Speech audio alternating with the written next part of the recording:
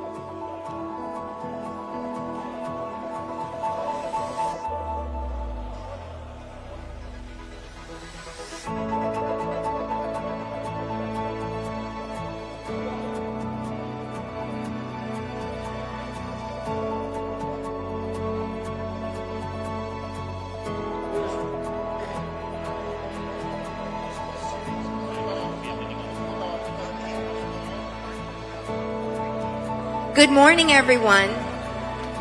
Welcome to the City of Miami Commission meeting, November 21, 2024.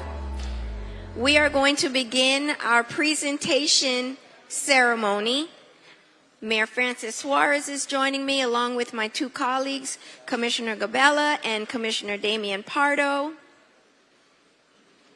And I have a quorum now, which is what I was waiting for. So thank you for your patience. Good morning, Mr. Mayor. How are you today?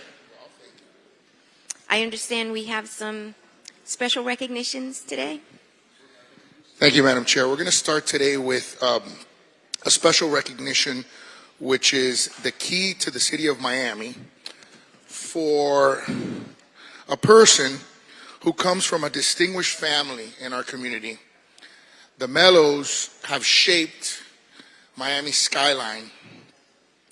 In fact, they're arguably, I was just telling them this, arguably Miami's single largest taxpayer. We have to check that. But they pay $30 million annually in taxes. And I think you can clap for that.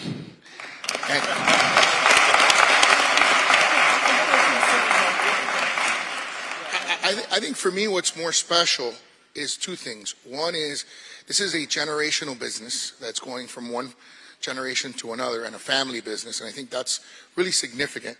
And the second thing that I think is probably the most significant thing about the family from my perspective is that they do workforce and in some cases affordable housing at market without subsidy, which is something that almost no one has ever been able to accomplish in this community. They do it because they've frankly made good investments over a long period of time. They believed in the city when nobody else did. When nobody else believed in certain areas and certain neighborhoods of the city, they doubled down. And because they doubled down then, many years ago, they're reaping the rewards today. And then they do a lot of things in-house, internally. They're their own architects, they're their own engineers. For many years, they value design their projects in a way that keeps the cost down so that at the end of the day, they can lease their units. And again, I think they're a model for the way developers should develop. They do some luxury, but the vast majority of the stuff that they've done is what I would call, what many call NOAA, which is naturally occurring affordable housing units, or affordable housing units that are not subsidized, which again means that you have to just be very good at what you do. Very shrewd. So, without further ado, I'd like to call Carlos up. And if you want your family to come up as well, ¿eh? Si la familia quiere subir también, José, ven, sube. Where is the actual? Okay. Yo le dije a José que la llave que Carlos va a recibir es mucho más linda que la que él recibió. Porque cambié el diseño del sello de la ciudad, así que es mucho más lindo. Brevemente en español, simplemente quiero decir que esto es una familia que de una generación a la otra ha invertido y ha creído en la historia de nuestra ciudad. Ellos compraron y invirtieron y tomaron riesgo en momentos en cual mucha gente no confiaba en la ciudad. No pensaba que la ciudad iba a crecer de la forma que ha crecido. When I was elected in 2009, the total value of all properties in the city was $40 billion. Today, 7 years later, it's $100 billion. It's a 150% increase in 7 years. And they have been a very big part of that. Son uno de los mayores contribuyentes de impuestos, sino el mayor, en toda la ciudad. Pagan $30 millones en impuestos, así que es una gran proporción de nuestro presupuesto. Y queremos agradecerle también por esa contribución. Y, en fin, desarrollan unidades de renta en particular, sin subsidios, que son asequibles para personas trabajadoras en nuestra comunidad. Y así que yo creo que ellos han sido compasivos, mantienen los costos bajos y encuentran una manera de proveer esta más grande necesidad, que es la vivienda, de una manera en cual cualquier persona, sea bombero, sea maestro, puede lograr tener una unidad en uno de sus edificios tan bellos. Así que agradecido y gracias.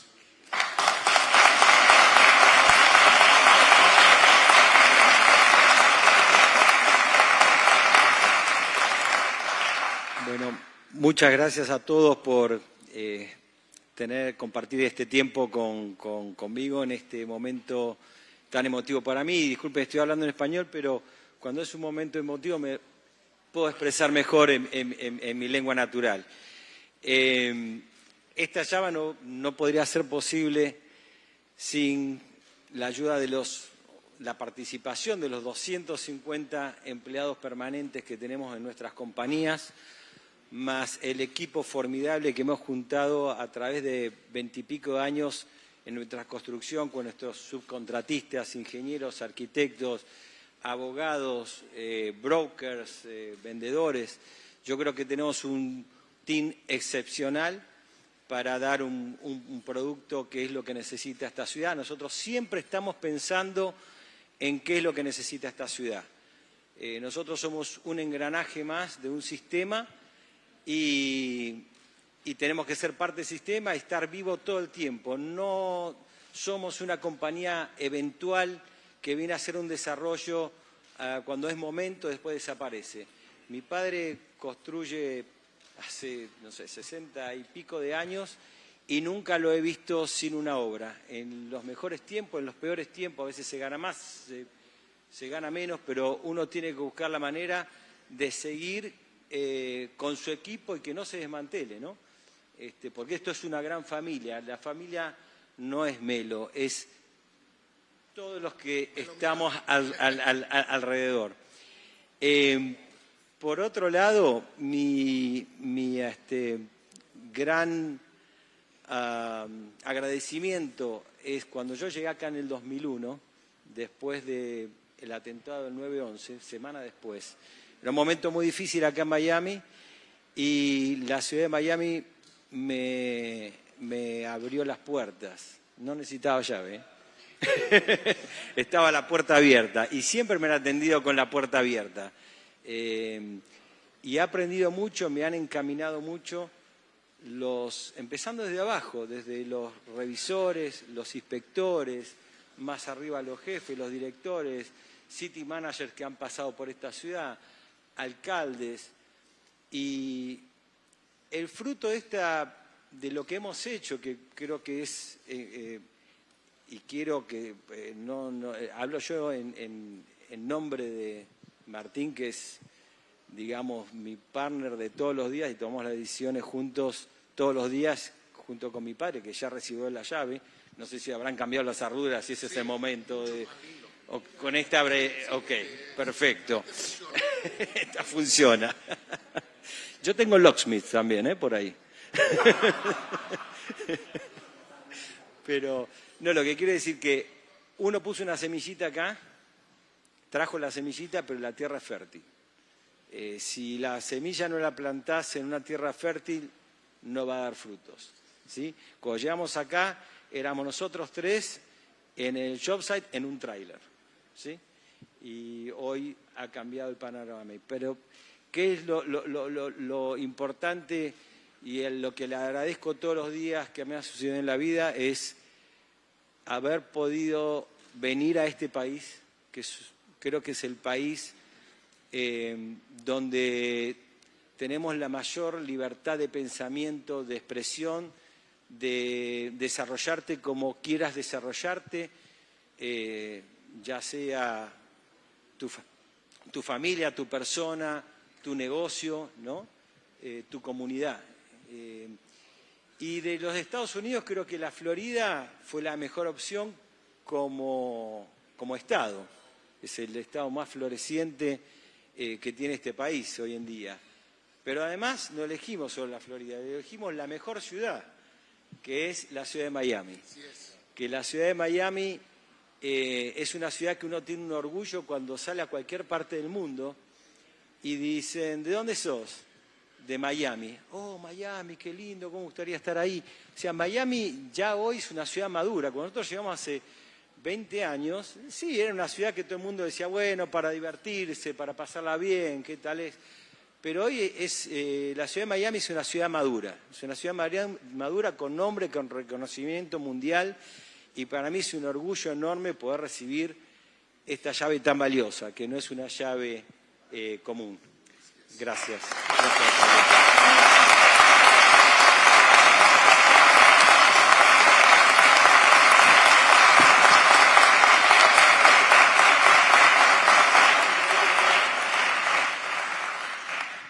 Y cuando nos conocimos, ni él ni yo teníamos canas. Bien hechas, ¿eh?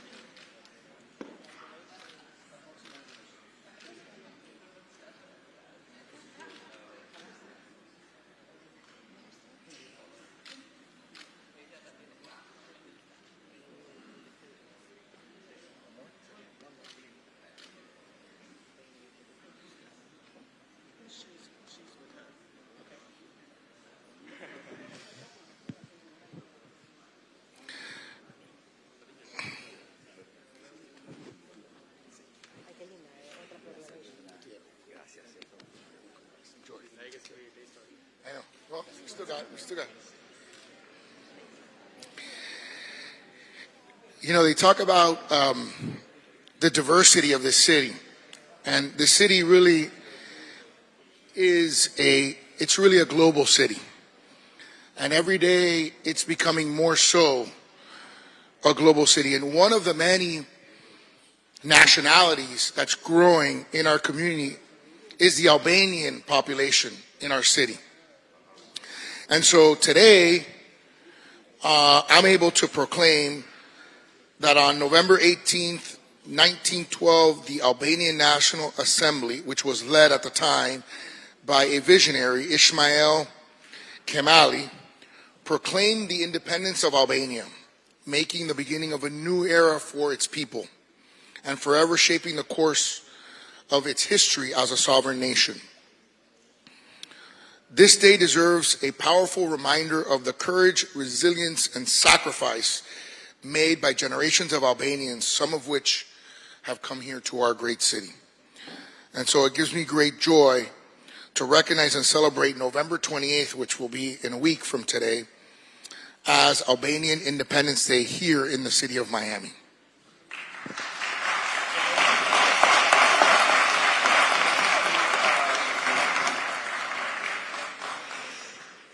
Mayor Suarez, dear commissioners, attendees, on behalf of myself, as the Honorary Consul of Albania to Florida, the former ambassador of Kosovo to 32 Latin American countries, and all of the Albanian Americans that reside here and call home this beautiful city that we love so much, we are honored that you have considered to recognize this for us. And we are so happy to partake and bring a part of our diversity to this big cultural impact, floral city that we love and call home. Thank you so much.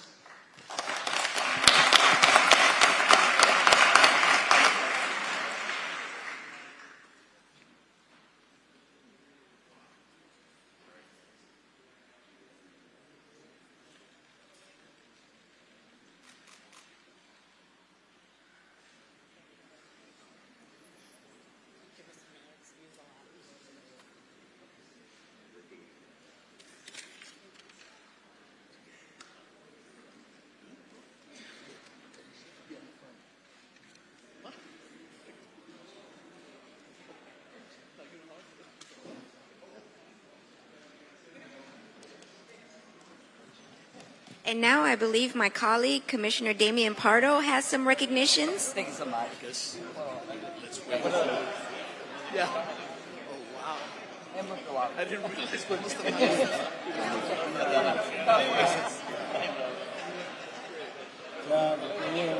We'll provide for a transition.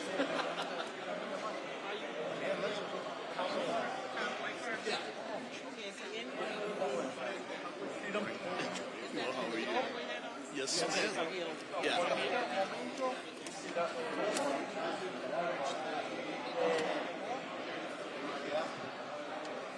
The whole chamber.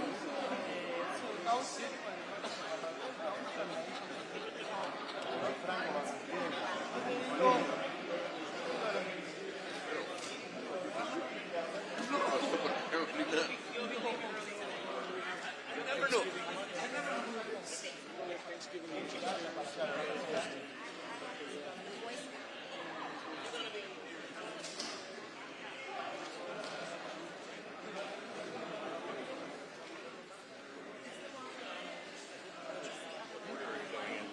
Which should I bring out? What order are you Oh, going? it's going to be Cowboy Freedom and then Rebuilding. Okay, Cowboy Freedom Rebuilding. Yeah. There's space now. Yeah.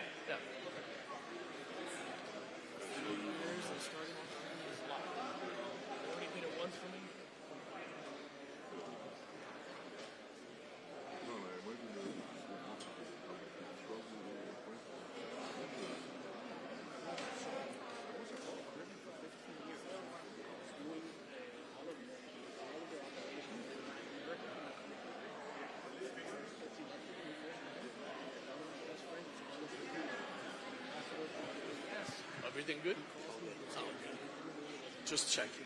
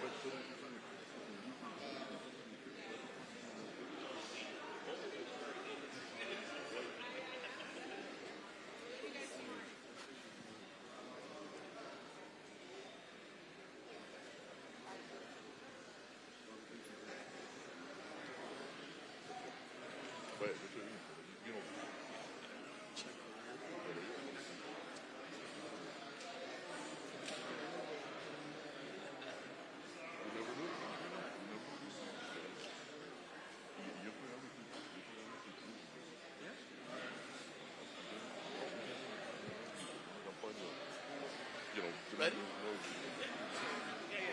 Two out of three. I don't know where the rebuilding is. Uh-oh. Should I not do rebuilding?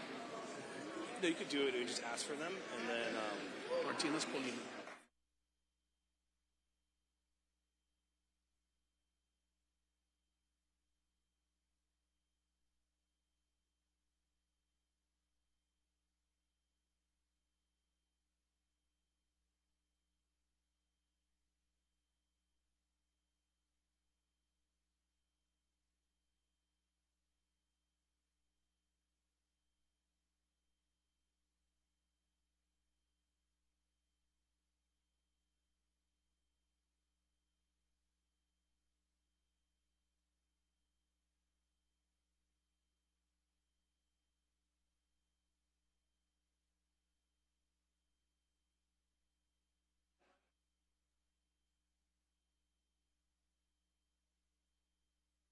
Hey. Good morning, everyone. My name is Damian Pardo, and I'm the District 2 Commissioner here at City of Miami. And I have some folks I'd like to recognize. The first one is Orlando Mendez, popularly known as the Cuban Cowboy. He's become a shining example of the power of cultural fusion, blending Cuban heritage with his contemporary country music. And he creates a unique and authentic sound that resonates deeply with diverse communities. He grew up in South Florida, Cuban-American family. Mendez grew from a childhood dreamer to a celebrated artist in the country music genre, which exemplifies his determination and deep passion for storytelling. He was on season 22 of The Voice, and I understand that all the chairs turned during that competition. And he always connects profoundly with his listeners.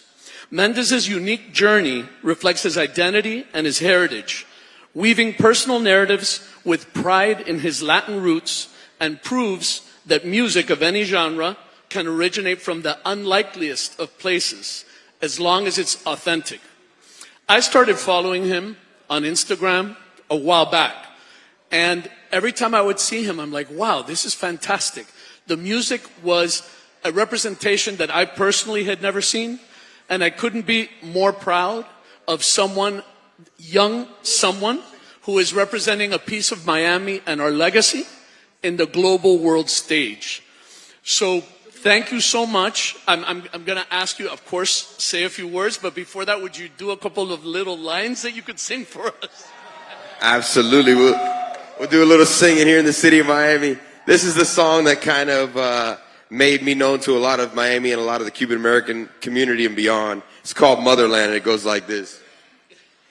And sure, I ain't never been there. I ain't never touched that sand. But it's where my family came from, and it makes me who I am. This deep-rooted connection, at times I don't understand. But as I'm sitting here right now, I'll tell you, man, there's only 90 miles and a cigar in my hand between me and the motherland.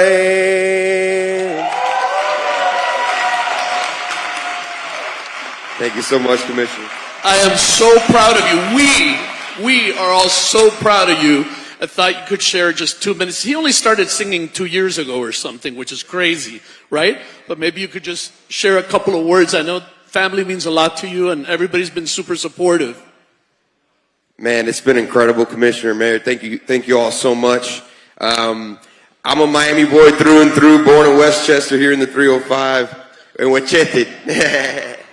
And man, just growing up in this city around so much culture and diversity, and then finding country music and being able to grow up with that as well, and then being able to do country my way, the Miami way, has kind of been special for me. Obviously, is my family here, my mom, my dad, my brother, which mean everything to me, and also the people who came before them, my abuelos, who sacrificed so much to come to this country and give me a chance to pursue a dream like this. And so this is an honor, a pleasure, and a privilege. I only started doing this at the pandemic. I learned how to play guitar and started writing my songs, and now 2 years ago moved to Nashville and have been doing it over there, representing the 305 over there. So I love you, Miami. Thank you so much, Commissioner, Mayor, the rest of the crew. Appreciate you guys like crazy.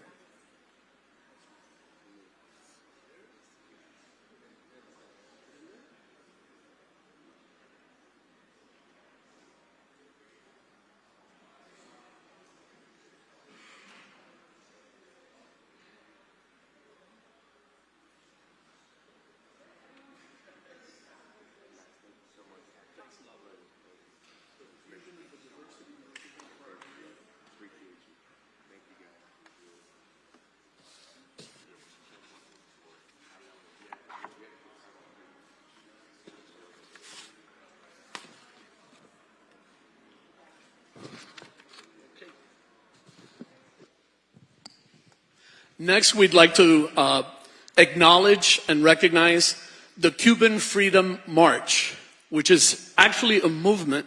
It's dedicated to promoting freedom, human rights, and democracy for the Cuban people, mainly amplifying their voices of Cuban citizens who yearn for a future free from oppression, censorship, and economic hardship. You would think that everyone knows what happens in Cuba. You would think that people understand that there is no freedom of speech or freedom of assembly, that there is economic distress, that there's hardship, but lots of people don't know that. And when you live in Cuba, you can't get your voice outside of Cuba. You need people to do that for you. There was a time in this country where, certainly in my generation, our parents would say, oh, nobody's going to care about Cuba. You know, like all they care about is their girlfriend and their job and all this. Well, that is so not true. Cuba Freedom March is a young generation. They are vibrant. They are amplifying the voices of people in Cuba. They are carrying on that torch in a very different, proactive, and meaningful way through their campaigns and their work. And I have been very proud to march along their side in places like DC, New York, and Miami. So, Alian Collazo, who is the head and the main representative of Cuba Freedom March, if you could say a few words, and Senator Calatayud, Florida State Senator, who's also here in support. Thank you, Commissioner, and thank you for what you do. Thank you to the mayor, who, when we did our march here in Miami, lended the entire support. You have marched with us before you were Commissioner, because as many causes as you care for, this is one that you've always cared about. Cuban Freedom March is the story of a new generation of young Cuban Americans like myself. I was born in Cuba. I left on a boat with my mom when I was 8 years old. And I remember July 11th when we were watching on TV and it was on the news. And I said, what can we do? And I called my dear friend Alexis Calatayud, who's a senator now. But I called her and I said, what can we do? And we said, let's go to DC, let's march, let's do something. But then, of course, we know that there's ups and downs in every movement. And sometimes people forget. Now it's not in the news anymore. But we've made the important choice with Cuban Freedom March to bring and continue to bring younger people and to educate them in a meaningful way about what is continuing to happen. So I want to say thank you all. Thank you, Commissioner. And to my team, my Cuban Freedom March team, that a lot of them are not here because of work commitments. You've met all of them, Commissioner. They are young, vibrant people across the aisle on political spectrums, and that's what it's about. It's about bringing people together, and God willing, one day, very soon, we will have a Cuba Libre. Thank you.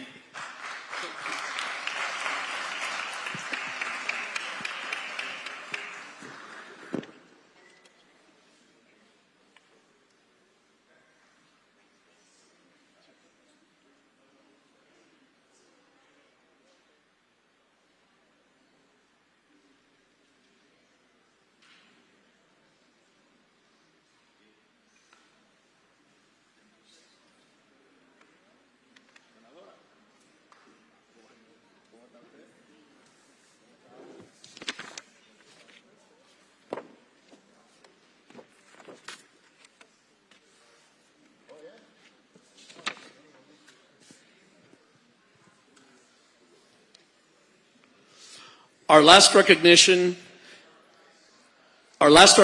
from District 2 is Rebuilding Together Miami-Dade. This organization has been around for 30 years. 1992, it started with right after Hurricane Andrew. I can't speak to how important their work is in our community. They have preserved homeownership and revitalized communities by providing free services to vulnerable homeowners. I went door to door often through Coconut Grove, especially when I was campaigning, and there were so many homes that were fixed or helped by Rebuilding Together Miami-Dade. We don't have enough of these organizations. We all know we have an affordability crisis in the city of Miami. I think we also have a people-to-people, people helping people crisis.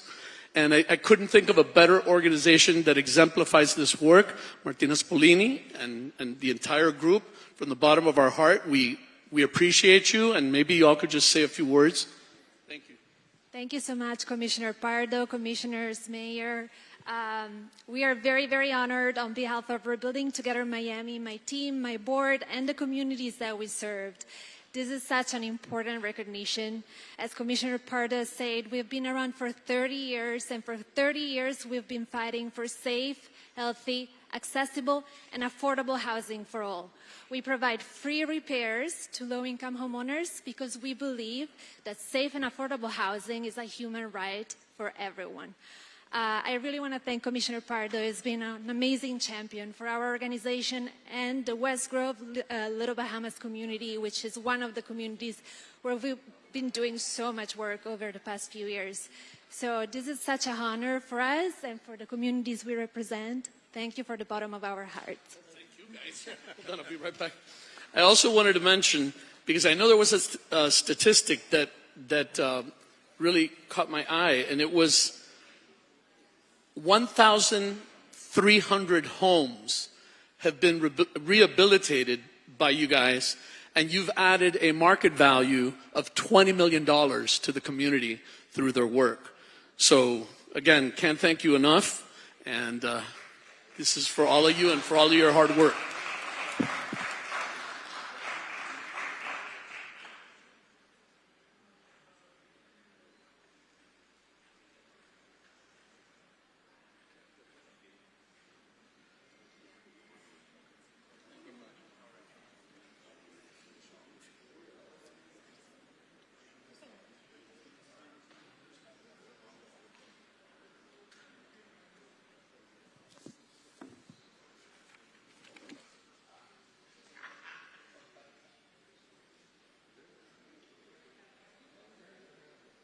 At this time, we are going to recognize someone very special to us. It's their birthday. Whose birthday is it? It's our fire chief's birthday, and we like to celebrate these milestones in our life. It is the wealth that money cannot buy. Happy birthday.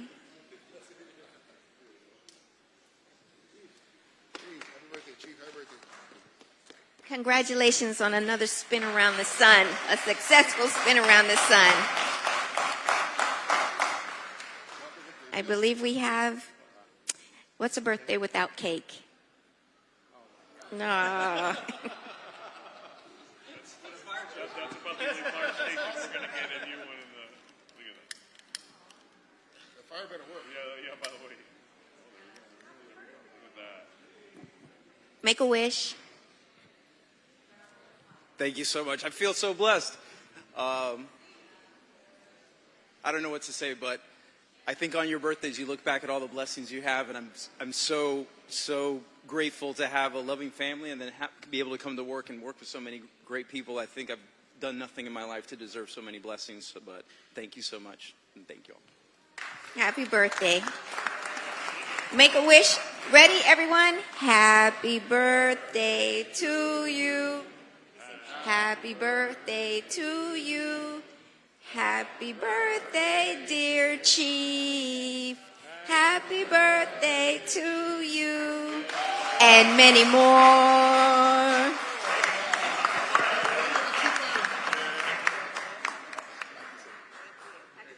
Thank you. Awesome. Yeah, brother. I get my birthday on election day. You get your birthday on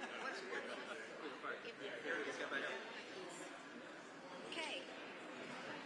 And at this time, we are going to open our meeting in prayer. And we have today Pastor Adams, who will be blessing us with prayer today.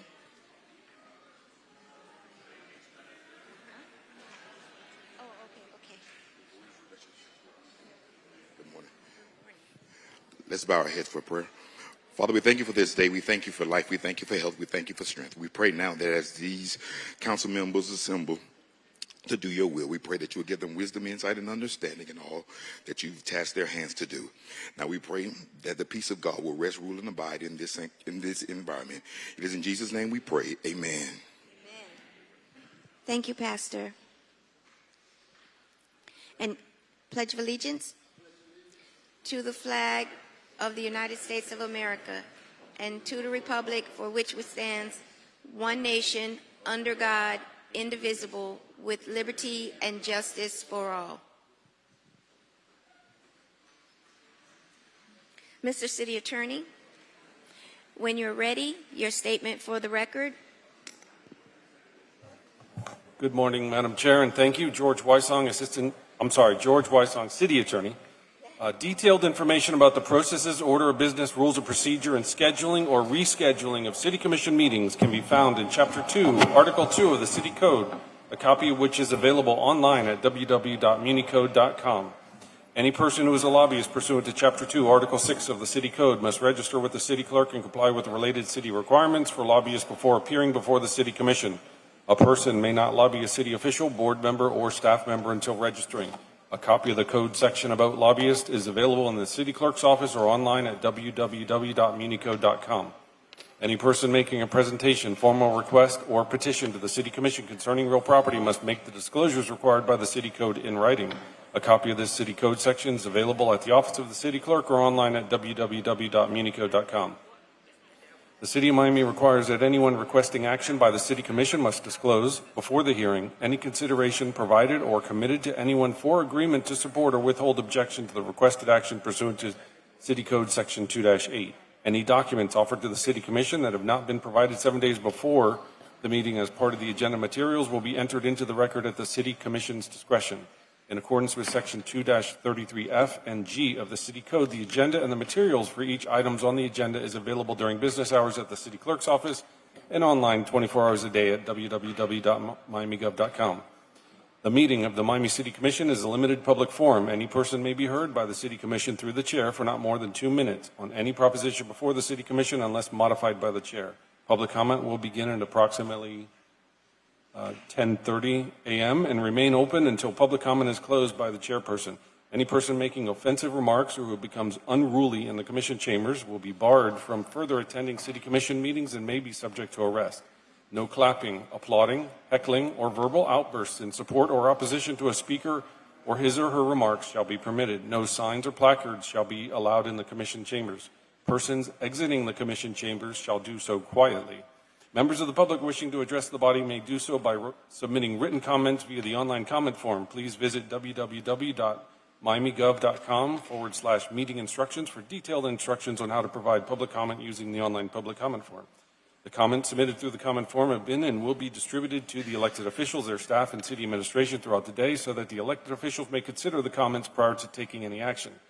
Additionally, the online comment form will remain open during the meeting to accept comments and distribute to the elected officials, their staff, and the city administration up until the chairperson closes public comment. Public comment may also be provided live at City Hall, located at 3500 Pan American Drive, subject to any and all city rules as they may be amended. If the proposition is being continued or rescheduled, the opportunity to be heard may be at such later date before the City Commission takes action on such proposition. When addressing the City Commission, the members of the public must first state their name, their address, and what item will be spoken about. Any person with a disability requiring assistance, auxiliary aids, and services for this meeting may notify the City Clerk. The City has provided different public comment methods to indicate, among other things, the public support, opposition, or neutrality on the items and topics to be discussed at the City Commission meeting in compliance with Section 286.0114 4C Florida statutes. The public has been given an opportunity to provide public comment during the meeting within reasonable proximity and time before the meeting. Please note, commissioners have generally been briefed by city staff and city attorney's office on items on the agenda today. Anyone wishing a verbatim record of an item considered at this meeting may request it at the Office of Communications or view it online at www.miamigov.com. Planning and zoning items shall proceed according to Section 7.1.4 of the Miami 21 zoning ordinance.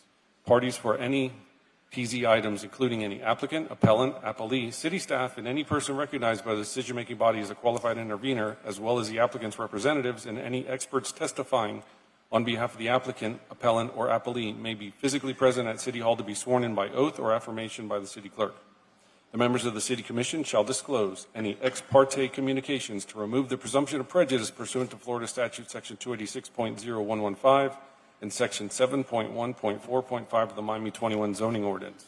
The order of presentation shall be as set forth in Miami 21 and in the City Code. Staff will briefly present each item to be heard. The applicant will present its application and request to the City Commission. If the applicant agrees with the staff recommendation, the City Commission may proceed to its deliberation and decision.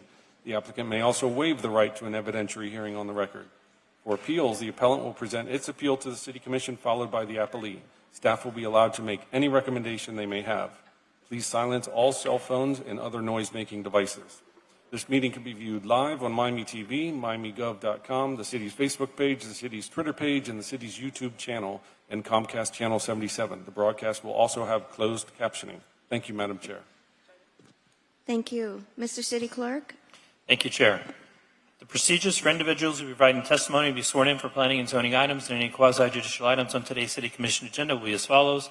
The members of City staff or any other individuals required to be sworn in who are currently present at City Hall will be sworn in by me, the City Clerk, immediately after I finish explaining these procedures. Those individuals who are appearing remotely may be sworn in now or at any time prior to the individual providing testimony for planning, zoning items, and or quasi-judicial items. Commissioners, are you comfortable with all the notice provisions set forth in these uniform rules and procedures we have established for this meeting? Yes. Chair may administer the oath. Please. Thank you, Chair. Good morning, ladies and gentlemen. If you will be speaking in any of today's planning and zoning items, the PZ items, may I please have you stand and raise your right hand.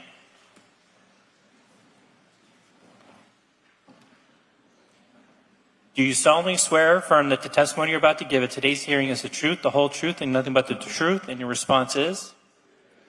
Thank you, Chair. Thank you.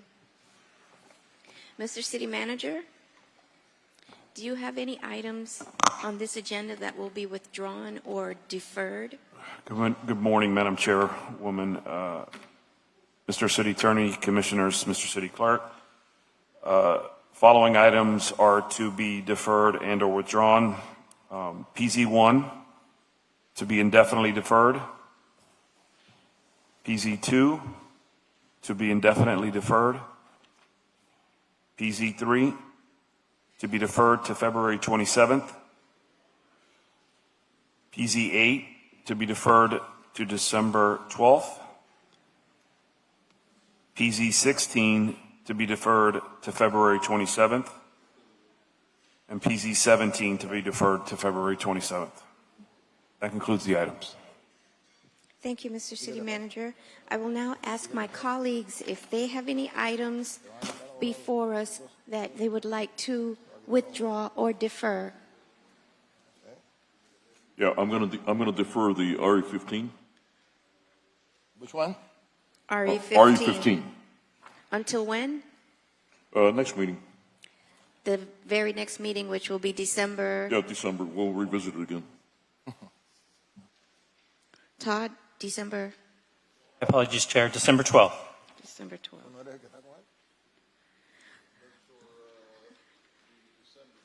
Yes, December 12th. Okay. RE15. Commissioner Reyes, do you have any items? Vice Chair, do you have any items you would like to withdraw or defer? Not at this point. I might defer one or ask to defer one later, but not at this point in time. Okay. Seeing. And my apologies, Chair, just for the record, Commissioner Reyes will be co-sponsoring RE19. And I need to read a brief statement into the record, PZ1 and 2. Pursuant to Section 62-22 of the City Code, indefinitely deferred action initiated by the City will cost the City mail noticing, advertising, and posting of properties as applicable. Thank you, Chair. Thank you. May I have a motion to set the agenda? Motion. I have a motion and a second. All in favor? Aye. Aye. The agenda has been set. And at this time, I will open the floor for public comment. Anyone who wishes to speak on behalf of items that are before us on this agenda, please step forward. Good morning. Good morning, Madam Chair and Commissioners. My name is Rick Madan. I live at 2900 Northeast 7th Avenue in Miami. I am the president of the Biscayne Neighborhoods Association, and we represent over 15,000 residents in Edgewater. I'm here today to sound the alarm on a dangerous precedent that Ordinance PZ4 sets. This ordinance, rushed through the approval process, threatens to undermine the city's commitment to open, democratic governance, and the preservation of our precious green spaces. Here are just a few of the alarming consequences of PZ4. PZ4 was intentionally rushed through the approval process, aiming for a quick passage without proper scrutiny. PZAB unanimously rejected PZ4 11-0, highlighting its flaws and the potential for abuse. PZ4 grants excessive power to the commissioners, allowing you to make significant changes to parks without public input or warrant. The removal of the warrant requirements opens the door to corruption and potential misuse of public spaces. The people should have a say in decisions affecting their parks, and the warrant process should remain in place to ensure accountability and transparency. This seems to be legislation that is searching for a problem. Please reconsider it. And then quickly on PZ19, I would suggest if you can defer that item so we can study it further, I would appreciate it. Thank you so much, Commissioners. Thank you. Good morning. Good morning, Honorable City Commission. Brett Bebeau, Managing Director of the Miami River Commission, with offices located at 1407 Northwest 7th Street on PZ 14 and 15. At a public Miami River Commission meeting, Ines Marrero Priegues, Holland and Knight, presented the subject land use and zoning amendments for 1990 Northwest 27th Avenue. The Miami River Commission recommends approval. Happy Thanksgiving. Thank you. Good morning. Good morning. My name is Dr. Jeffrey Dorfman. I live at Paramount Bay. I am treasurer and on the board of directors of Biscayne Neighborhoods Association. We represent 15,000 residents in Edgewater and Midtown. BNA opposes PZs 4, 5, 6, and 19. I would like to ask specifically Mr. Carollo and Ms. King to explain here and now why you support PZ4 that gives you rights above residents to make local decisions about our parks. In addition, I would like Mr. Carollo and Ms. King to explain here and now why a federal forensic investigation should not be initiated into the City of Miami finances. Thank you. Good morning. Good morning, Commissioners. My name is Carl Roberts. I reside at 3629 Grand Avenue, and I'd like to start off by thanking Commissioner Pardo for his commitment to keeping the West Village vibrant and speak to the approval of the funding for the depth of the Spirit Pool. He's been a champion for us all along to keep the pool at its original depth. You know, it is not the residents who requested this shallowness, but it was something that was decided by the city. And it is important that the children of the West Village be afforded the same opportunity to learn how to dive and swim and race in a pool that's deep enough to do that. And the original pool was 11 feet, and they reduced it to 5 feet, taking away not only the diving board, but the racing blocks. And we should not have to send our children to other schools and other parks to learn these valuable lessons in terms of the sports that is afforded them. So I request that you approve the funding to deepen the pool at this time. Thank you. Thank you. Good morning.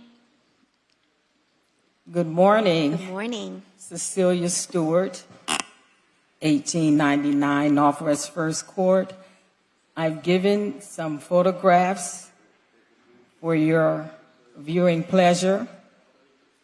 This is a time of thankfulness and gratitude. On behalf of the Overtown Neighborhood for Environmental Health and Safety, thank you to all commissioners and the city administration for your expeditious trimming of the overgrown trees on North Miami Avenue. Special thanks to Parks Operations Coordinator, Mr. Andrew Holmes, for reporting and voicing our initial request.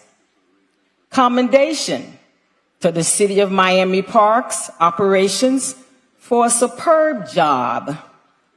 The appendix highlights pictures, allowing the craftsmanship of the workers to be seen.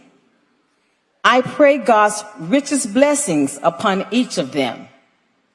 Now, on behalf of the Overtown Neighbors for Environmental Health and Safety, thank you to the Honorable Commissioner Manolo Reyes for sponsoring a welcome turkey giveaway in our community.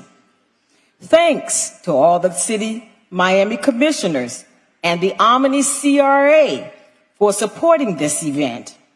Special thanks to the Honorable Commissioner Christine King for her on-site presence and leadership. Thanks to the Greater Israel Primitive Baptist Church for being good neighbors and providing a place to hold the event. It was a huge success. The turkey giveaway helped the Overtown community by supporting us and contributing to our health and welfare. It is good for the community to know that people care about our well-being during these crucial times. May God bless each of you. Thank you, Ms. Stewart. Good morning. Good morning, Commissioner. Good morning, Madam Chair and Commission. And my Commissioner Damian Pardo, I'm here to urge you to bring forward the funding for Varick Park. I am so pleased after so many years and so many times here that we have a commissioner that heard us and heard us.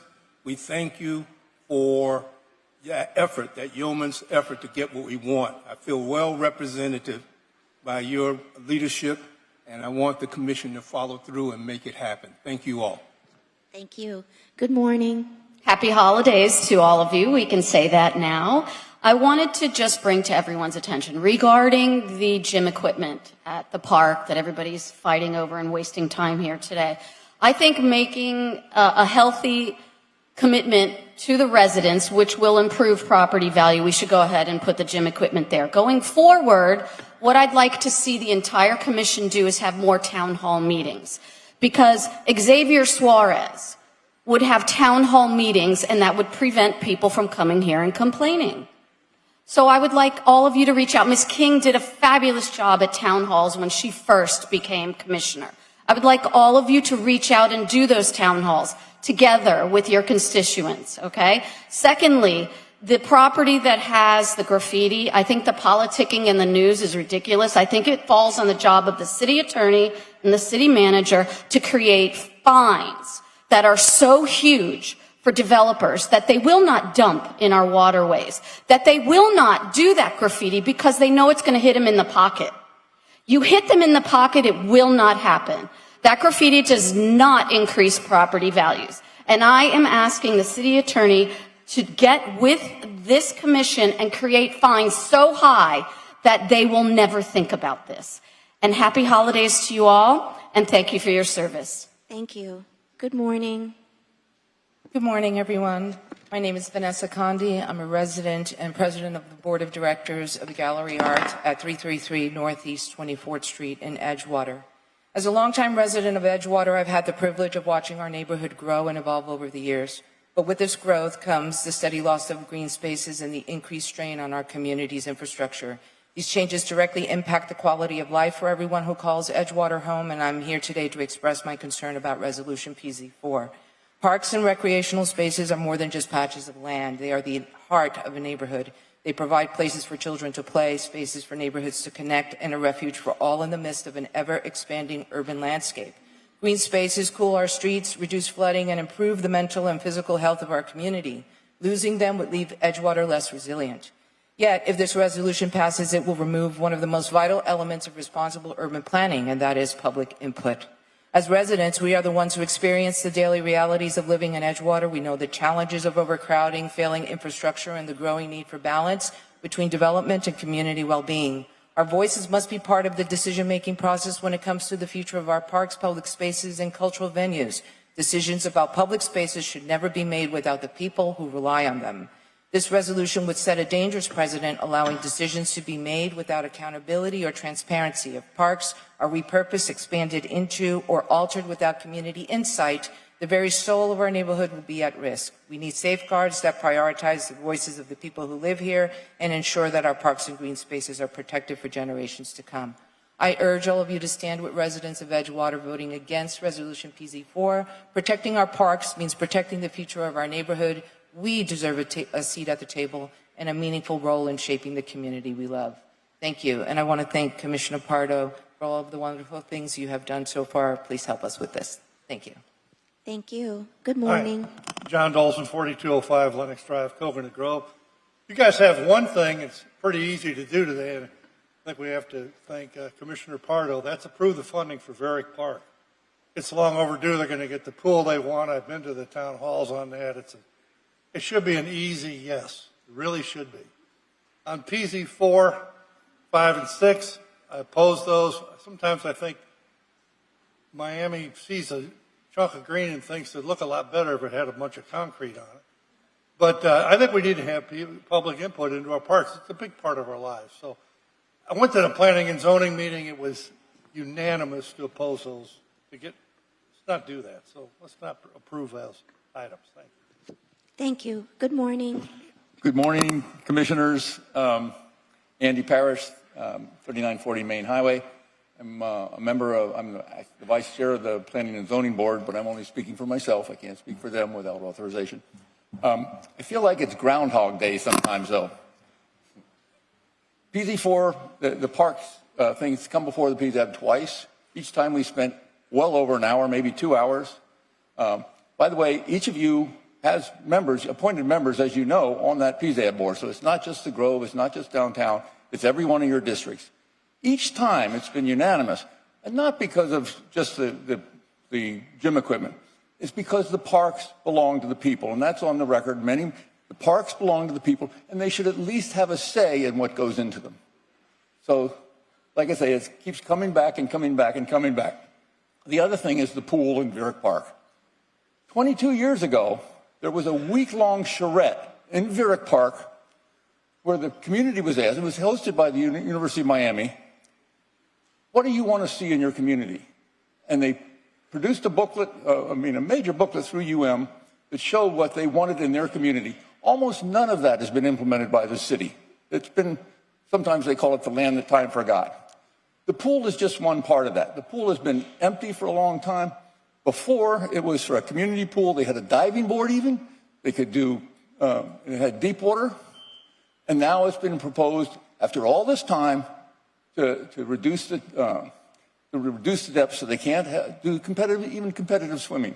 So I'm just asking you, for once, Commission, let this city do what's right by the West Grove, which is now your little Bahamas.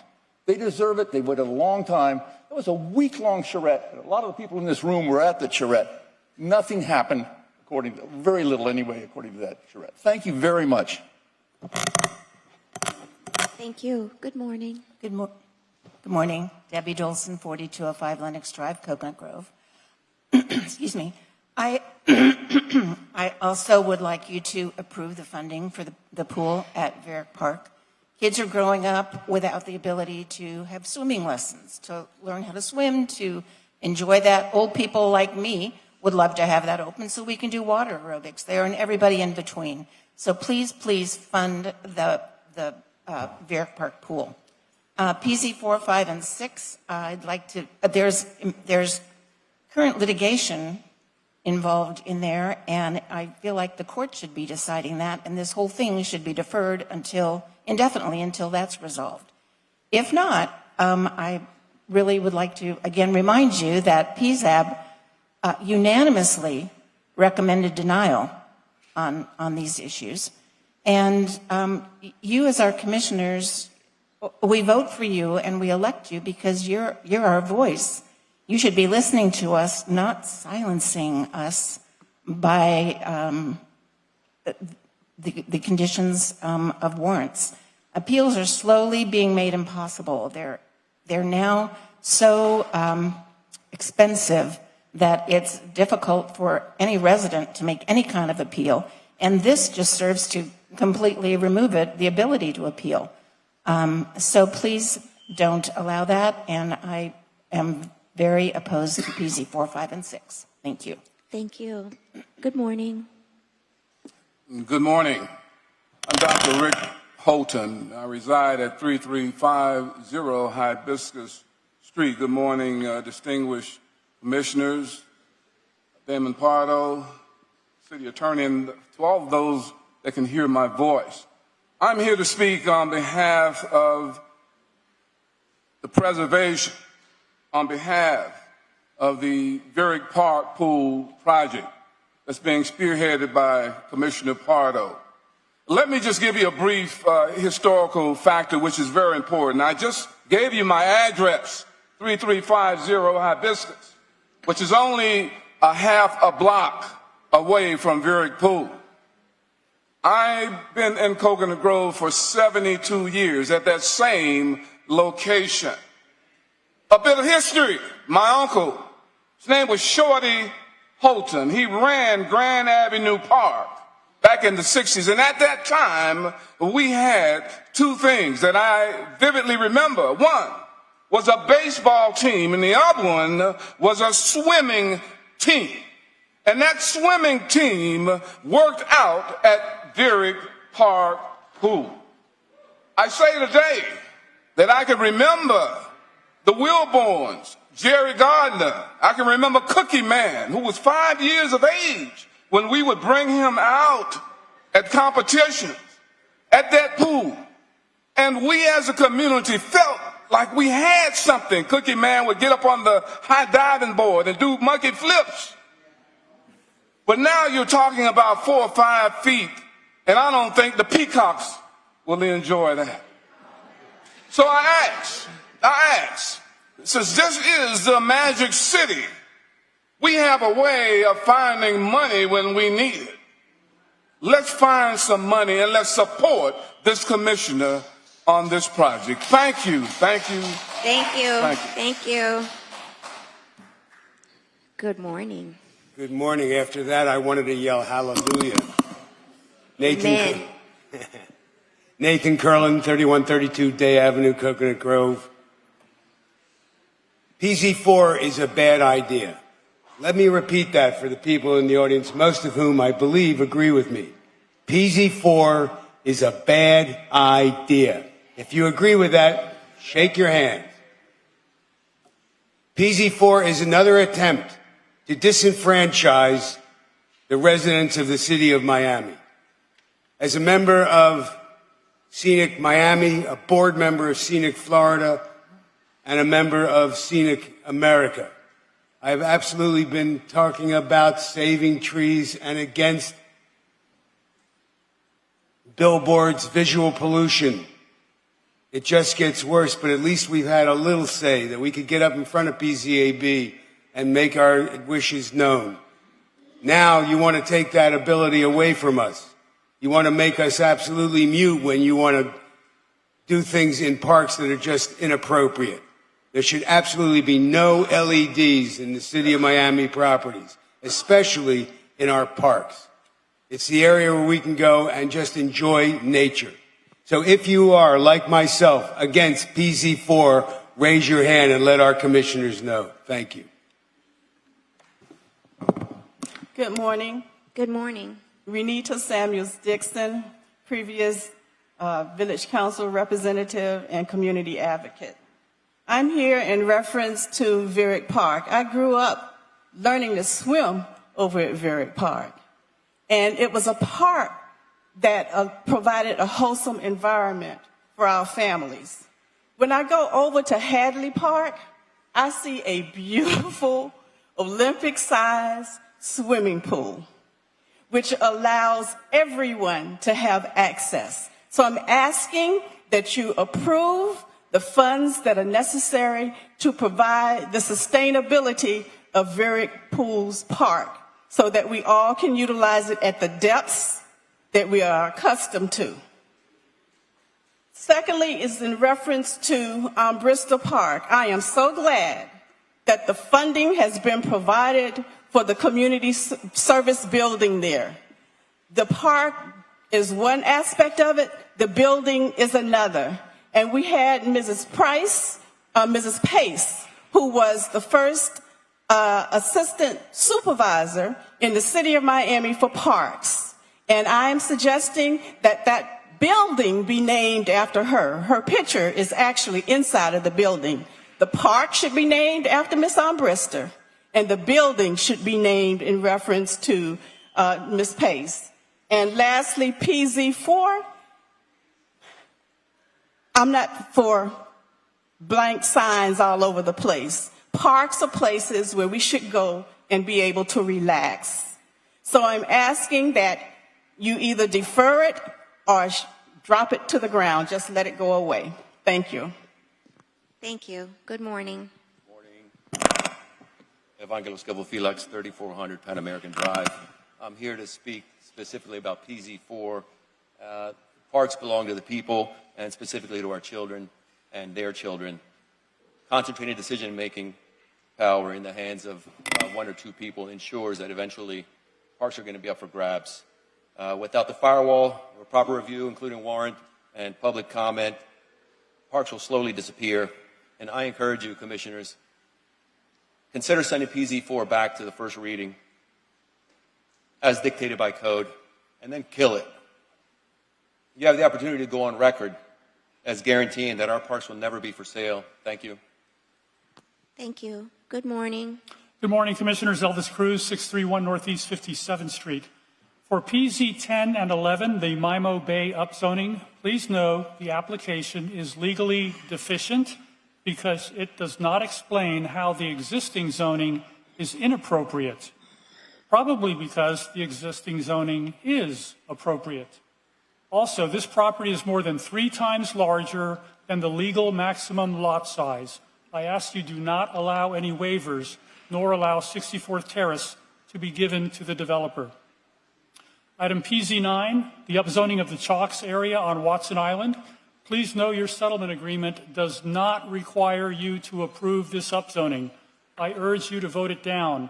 It makes no sense to allow the building of a 20-story hotel when they only have 20 years left on their lease. Virick Pool, yes. The old pool should have been maintained. Please maintain the new one. Lastly, PZ4, please vote down the proposal to eliminate warrants for park facilities. Warrants were purposely included in Miami 21 to serve as checks and balances, to give the public a measure of oversight and recourse. And at this time, I'd like to ask everyone here who is opposed to this item to please raise your hand and be recognized. And Mr. City Clerk, could you kindly count the number of raised hands for the public record? I will just say there are a number of people who raised their hands. And may I also ask anybody who's here in favor of eliminating the warrants to raise your hand? For the record, not a single hand has been raised in favor of PZ4. Thank you. Thank you. Good morning. Good morning.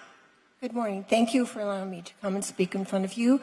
My name is Melissa Morgan Petrilo, and I reside at 888 Biscayne Boulevard. That is directly across the street from Maurice Ferré Park, Museum Park. I'm here to speak against the movement for the parks. At this particular point, I think that parks, as all of the others have said, are for our families. In specific instances, I would like to speak as a sidebar on Maurice Ferré Park. At this point, I do not believe that the gym, which is very costly, is necessary. All of the buildings within at least a quarter mile to a half mile all have their own gyms where people use those gyms. It is good to be able to walk around the park, but not necessarily to have a very expensive gym placed there. However, in place of the gym, I would support the addition of a children's playground. There are many, many young families moving into downtown Miami in all of the new buildings being constructed. Currently, there are no parks available for children, children's playthings like you see at Legion Park. There's nothing south of Adrian Arch Center until you get to Biscayne Park down near Flagler Street, and that's quite far for families to go to. So I would say please eliminate the gym, but put in a very nice children's park. Thank you very much. Thank you. And I would also like to say I'm a retired senior high school principal with the Miami-Dade County Public Schools and a professor in a graduate school at the university. And I've actually had this discussion with my graduate students, all of whom believe that this is the right way to go. That is to remove and put something for the children. Thank you very much. Thank you. Good morning. Good morning. Sarah Berliner, 2951 Catalina Street in Coconut Grove. I'm here only speaking on behalf of myself, but I'm the founder of the Vote Like a Mother campaign, which is a nationwide campaign asking parents to use politics, to use parenthood as a lens for politics. The families in Coconut Grove really deserve, at this point, long overdue, a pool that meets their needs, and I think a deeper pool, it just couldn't be clearer. I'm, I guess, not surprised, but dismayed that it's taken this long. But Commissioner Pardo, I want to recognize your leadership. I can tell that you actually listen to your constituents, even just in this meeting. It's clear that you're engaged and you're hearing what people are saying, and that's very refreshing in the city of Miami. So I just want to encourage all of you to do the same, listen to what the people need, and give these children the opportunity to learn skills that otherwise they either wouldn't learn or would have to travel a very long way to learn. And I mean, this is Miami. We're all about the water. Kids need to learn to swim. They need to learn how to use that skill in productive ways in their future years. So I think it's incredibly important to vote yes on 20 and 21. And while I'm here, I do want to also express that I would ask you to vote no on 4. Thank you. Thank you. Good morning. Good morning. I'm speaking about FR5, the noise ordinance of Wynwood being brought up. My name is Julie Rickles. I'm the beverage director and bar manager of Gramps and Wynwood. First, I wanted to thank the city of Miami and Chairwoman Kristen King for protecting the food and beverage industry for so long. We are, as it stands, Wynwood's oldest bar. We are one of Miami's last remaining venues that supports live music and local artists. Whenever the pandemic, we were first mandated to use sound decibel readers. We installed them right away. All of our managers on duty have them on them to this day with their watches to ensure that we stay within the legal limits. I know that there is sometimes a stigma with nightlife that we don't care as much about our profession or we are in it just for the party, but that is not true. I have around 80 employees. Most of us and my team have worked for the company upwards 5 to 10 years. We're very passionate about our jobs to the point that Gramps is more than just that. It's part of our identity. Our hope is to continue providing not only a unique destination for tourists and the new residents, but to keep Miami's artistic, beautiful heart thriving for those of us who have loved to remain in this city, always. Thank you. Good morning. Good morning. Thank you for the opportunity, Chairwoman King and Commissioners. My name is Lucas Hernandez, a homeowner at 1944 Southwest 21st Avenue. I love being a resident of District 3. We've, in the Shenandoah Neighborhood Association, have counted on the support of Commissioner Reyes and now Commissioner Carollo. And I'm specifically talking about RE11 in support of RE11. The Underline is a beautiful asset that myself and my family enjoy. We get to walk through the neighborhood of Shenandoah on a daily basis, seeing the beautiful Shenandoah Park that Commissioner Reyes and you all supported, but also the Underline now, where we have over half of the 5 miles available. Every day I walk and see people across from the city of Miami enjoying mixing, which makes our city more resilient, more connected, and stronger. Walking from Shenandoah and District 3 all the way through to the different districts shows me the beauty of our city, especially during this holiday season. You just start to see the activity and the beauty of our community coming together with the weather. And walking longer distances makes ourselves more healthy, but also our community healthier, which I think allows us to continue to be a world-class city. So I just wanted to speak in support of RE11, and thank you all for continued support of the Underline. So thank you. Thank you. Good morning.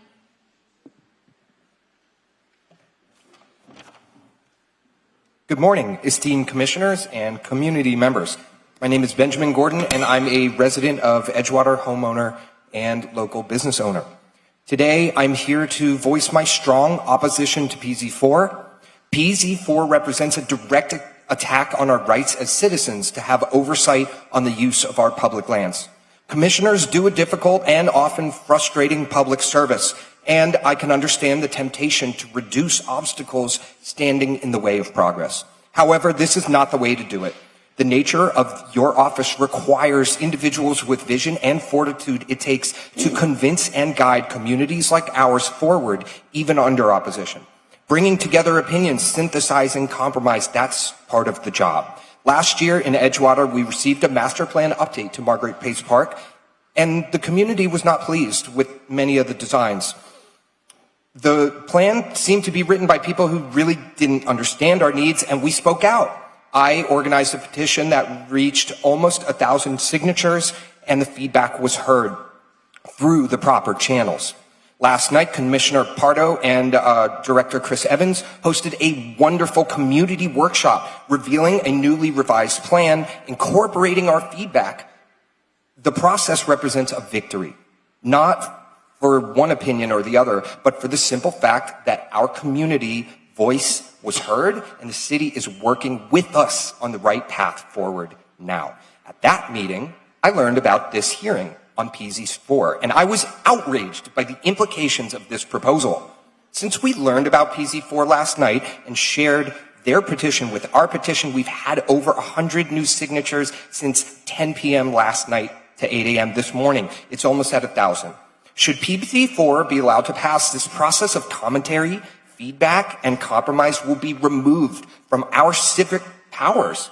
This is disenfranchising our rights to have a say in our government. Thank you. The people in this room are voters. We are watching, and we will hold you accountable to your decisions. Thank you. Thank you. Good morning. Good morning. Claudia Roussel, 10 Museum Park, downtown. I'm here to speak against PC4. The last time I checked, the US, Florida, and even Miami were not a dictatorship. In our country, we value checks and balances. I understand life for the ruling class would be so much easier without those checks and balances. After all, voters are pesky M&Ms, as you made clear to us. I understand the temptation to rule by decree. Haven't met a dictator on the planet who gave it up voluntarily. I'm a member on a condo board, and boy, at times I wish alone I could decide. Furthermore, the timing for PCA is interesting. My community is wondering if it has to do with the unlawful installation of a gym at Ferry Park, and Commissioner Carollo is looking for a way out of the mess he himself created. No to PC4. Thank you. Good morning. Good morning. I'm Davey Frankel, a resident of Coconut Grove at 3615 Palmetto Avenue. I'm also a newly appointed member of the Village Council. There seems to be a bunch of items regarding community voice and being heard on the agenda today, and I'd like to speak to a few of them. First, I would like to commend Commissioner Pardo for his amazing outreach to our community and putting a priority on hearing community voices. I first would like to support RE20 and the funding of Virick Pool. I would like to point out that the original plan for the pool did not take into account the community wishes, and therefore the revisions and the additional funding is the result of that inability to listen to the residents, not some change of heart that went into revising the plan. So I urge you to please respect the community wishes and support the additional funding. I'm also here to speak against PZ4. It's a direct usurpation of the rights of the people and their voices to be heard. And I was at the PZAP meeting where it was unanimously rejected. And I was interested when Vice Chair Andy Parrish asked the city representative who on the commission actually wrote the words for the new order. And the city representative could not say who actually put forth the wording. So I thought I'd take a moment now. I'm sorry that Commissioner Gabella just left, because I was going to ask for a show of hands for those people that were involved in the writing of the legislation. So nobody, but perhaps Commissioner Gabella. Anyway, I'd like to point out that public parks are public. They're for the people, of the people, and this legislation would go forward towards renaming them commissioner parks. Thank you. Good morning. Good morning. My name is Reynold Martin. I live at 6201 Southwest 61st Street. I am formerly of Coconut Grove, and I'm now second vice president of the Homeowners and Tenants Association in Coconut Grove, and I also chair GRACE, which is Grove Rights and Community Equity in Coconut Grove. I'm here to support the funding of Rick Park Pool. It's a pool that I learned to swim. I trained as a firefighter at that pool. I've trained and taught people how to swim at that pool, and I think that pool was great, and it served us for 60 years. I think it would be abhorrent to put a pool there that we can't use for another 6 years. I support what Commissioner Pardo has led us to believe is a pool that will be very serving of our community, and I think it ought to be funded. I also oppose was it PZ4 that takes power from the people, power to the people. We need to consult people in making these kind of decisions. Thank you. Thank you. Please, no clapping. Good morning. Good morning. Hi, my name is Kelly Feeney. I live at 23 Biscayne in Edgewater. I'm here to speak to PZ4. Last night, I attended a productive, community-driven meeting regarding Margaret Pace Park. This meeting was in response to a petition and public feedback given on the previous park planning under a previous commissioner. Our feedback was heard, and there are now multiple meetings and surveys in place to gather input from the public. This is how these matters should be handled. Today, I'm here to ask the commissioners to do the right thing and say no to PZ4. I find it ridiculous that we need to fight for this and that some of our commissioners would put forward an initiative that takes away the voice of the public, the very people they represent and are in service to. This not only removes the voice of the people, but removes accountability and checks and balances in the current process.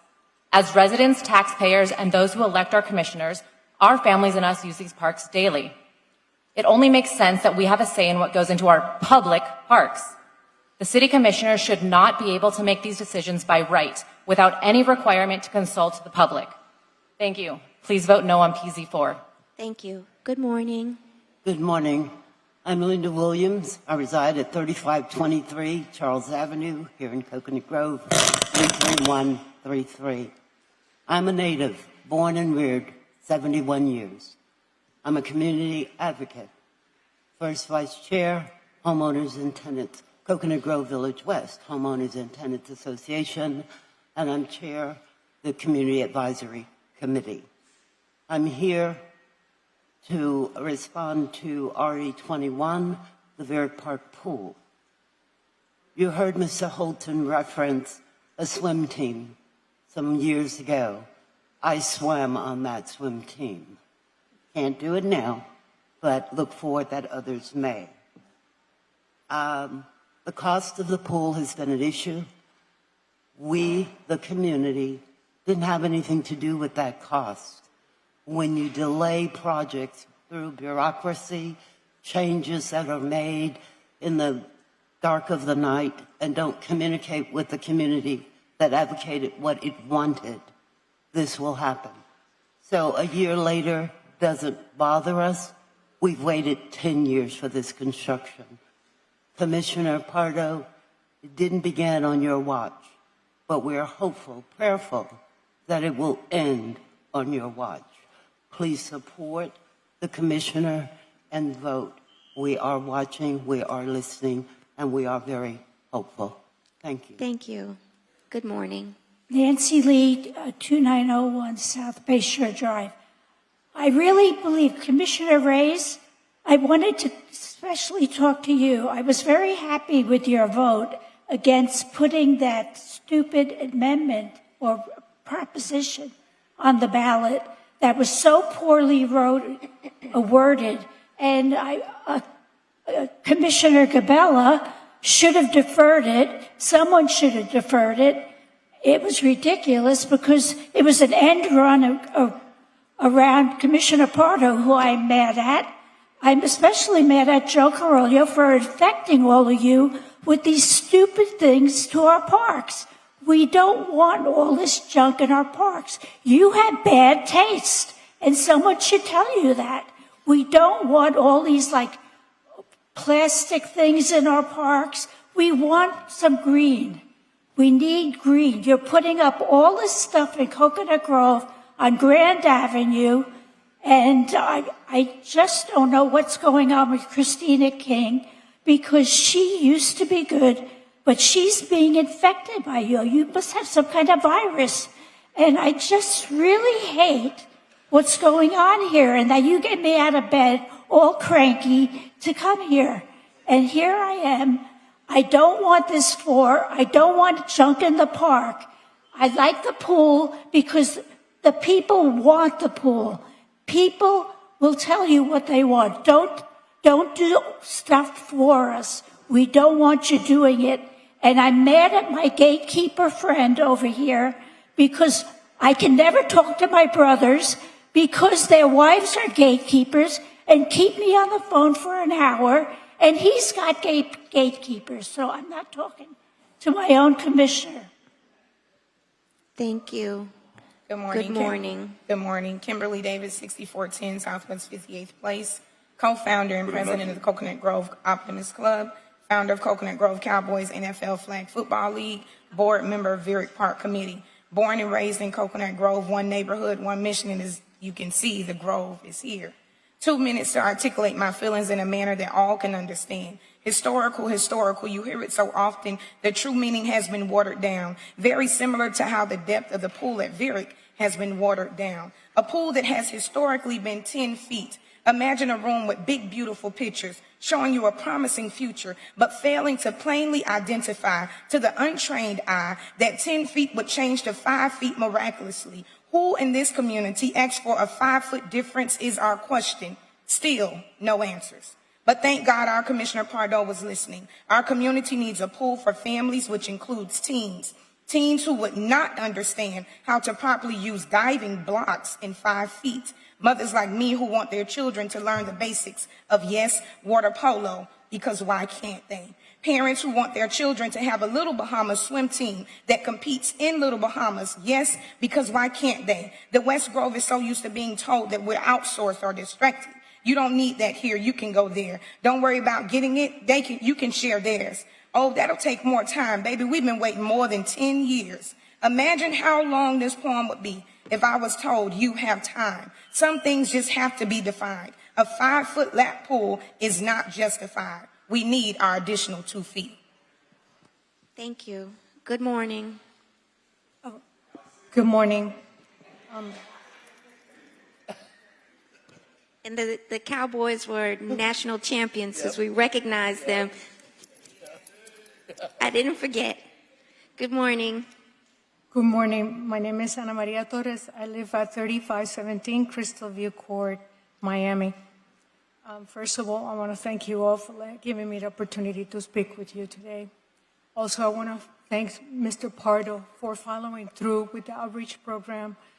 You're doing an amazing job, and I really appreciate it. And thank you to all of you to come here to be heard today. It is very important that this is what democracy is like, looks like. The parks are extremely important for the people. It gives a genuine connection to nature. People have many reasons of why they come to the parks. I cannot call it like the holy moment. To engage in games with friends and family.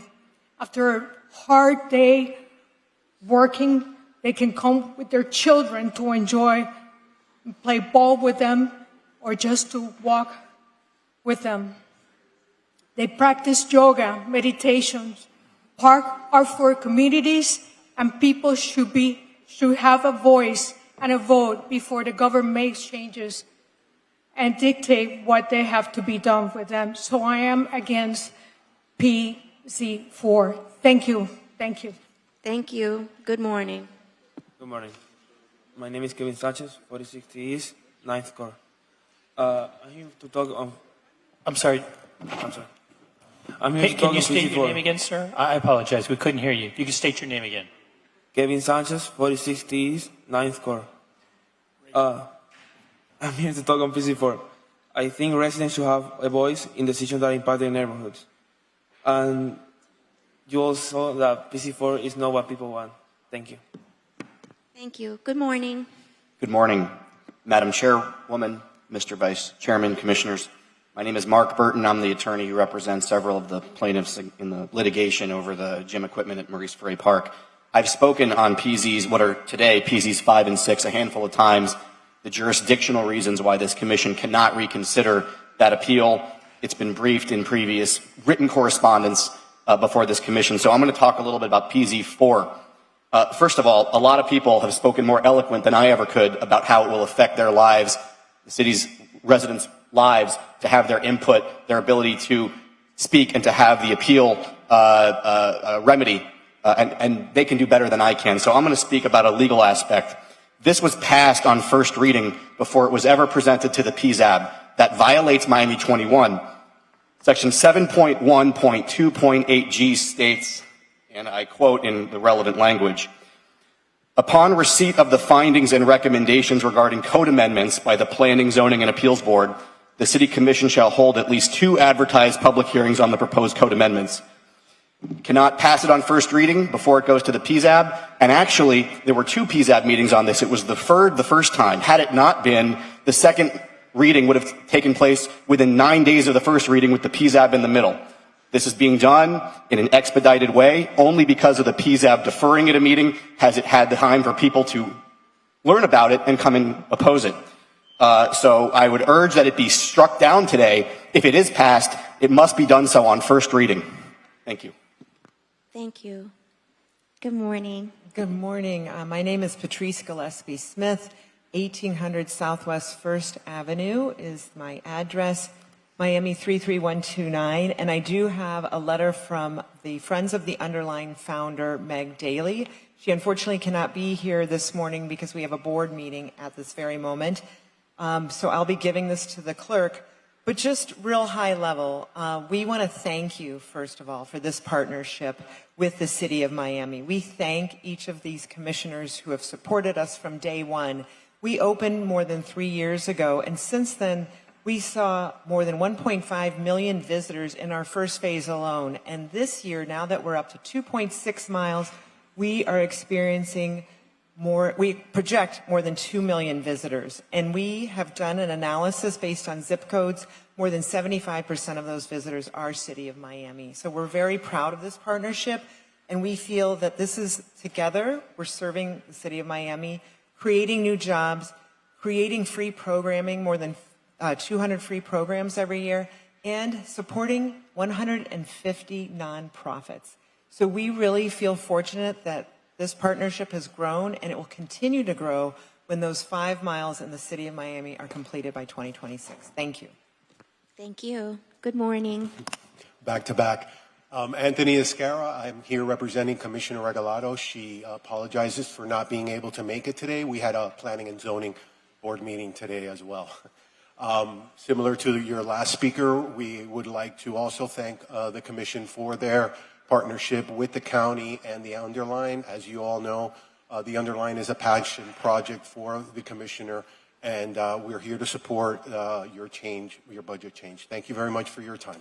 Thank you. Good morning. Hi, good morning. My name is Daniela. I am a resident and community manager at Gallery Art, 333 Northeast 24th Street.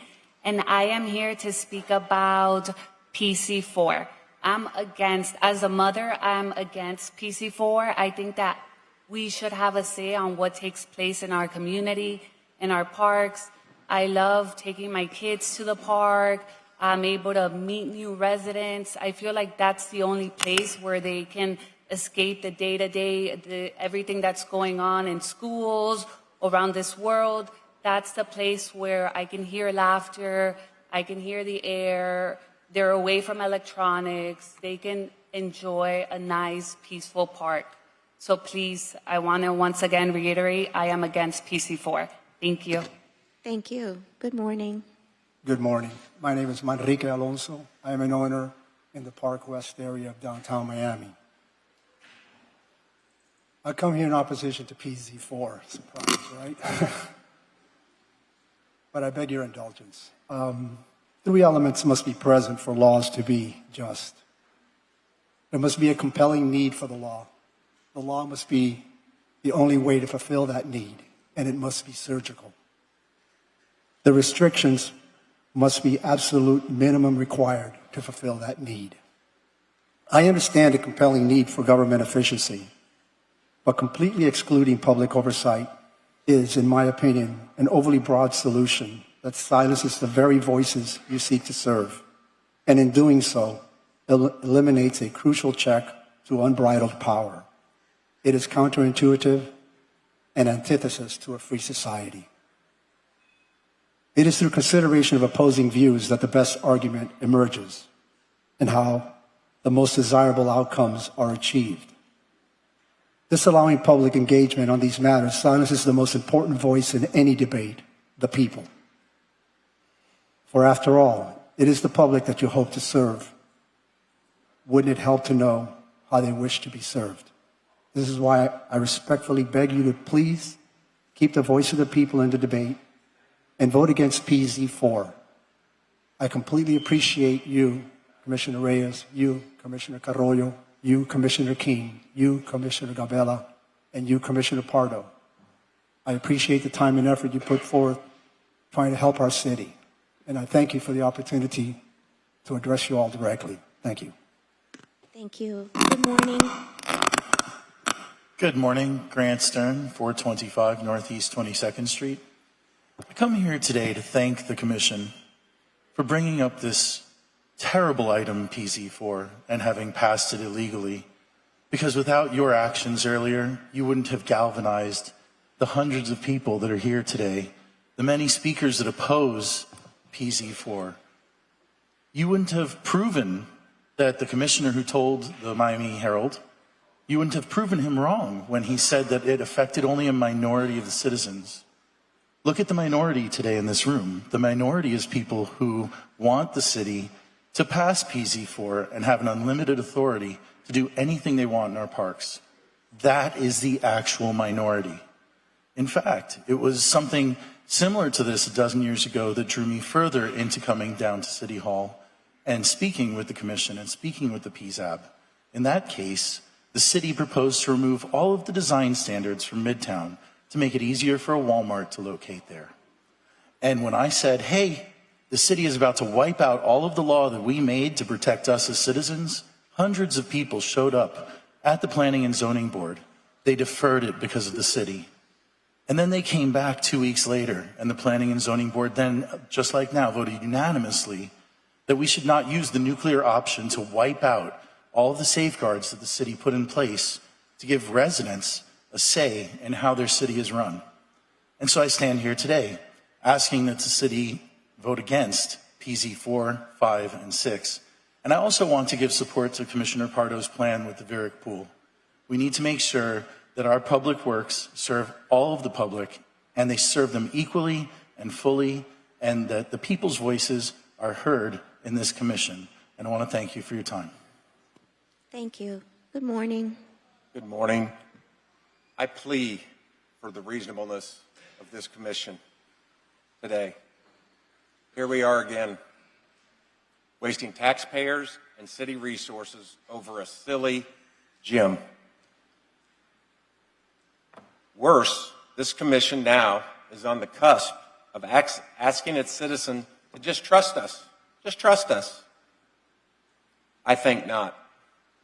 As you can see from the turnout at the last PZAB board, here today, 1,000 signatures on a petition. I'm not alone in that concern. Just last night, I was told at a public meeting on Margaret Pace Park Master Plan, the City Parks Department attempted to insert or erect a 2-story administrative office building in the middle of the park. By this right, that I believe this legislation would allow that to be done without a single citizen to be able to speak against it. Not surprisingly, that building fits into the exception this legislation provides for. Lastly, none of this would have even occurred, and unfortunately, I wouldn't have met many of you if the Bayfront Park Management Trust simply followed the warrant system you're trying to eliminate here today, there would be no gym to remove. Why? Let me say it again. There would be no gym to remove because construction began before the appeal was even filed. Worse, it continued after the appeal was affirmed. This is literally like just in the face of its citizens, truly just poking them in the eye. Anyway, thank you for your time. We appreciate your thoughtfulness and reasonableness on this matter. Chair, I'm sorry. Sir, can I have your name for the record? Sir, just your name for the record. I've been here so often, I figured you know me. Steve Smith, 900 Biscayne Bay. Thank you, sir. Good morning. Good morning. Good morning, everyone. My name is Riza Fernandez. I am 992 Northwest 5th Street. I'm in District 3. I'm here ironically on a couple of items. I came over here to really bring my input to you as commissioners. I know that you all represent different districts, but as a whole body, you guys make decisions that affects all residents of the city, including the taxpayers, the business, and the visitors. So it's your responsibility to listen, even if we're not in your district. As a native-born resident of this city, I was born at Mercy Hospital in front of the beautiful Biscayne Bay, in the backdrop to Vizcaya Gardens, right? I live in a neighborhood where I grew up in parks, Shenandoah Parks. I went there as a toddler to the daycare that used to sit at the Shenandoah Park that we no longer have. So I am a product of public spaces and parks of this city. And I urge you guys to oppose 4, 5, and 6, as community input is an important process to our investments as a city as a whole. Our reflection of our input as community members is important and is a reflection of our city government. Then I also want to urge you to support any funding for the underline under RE11 that would bring funding to the underline. As I am a user, I ride my bike from Little Havana all the way through the river, all the way to the underline, to the Grove. And then I get here and I have Varick Park residents here. And to me, Varick Park is a beautiful space, and we would like for all of you to support the investments into local parks. Our Department of Parks Department should be lifted up as we are an all-time space for the outdoors. Thank you. Good morning.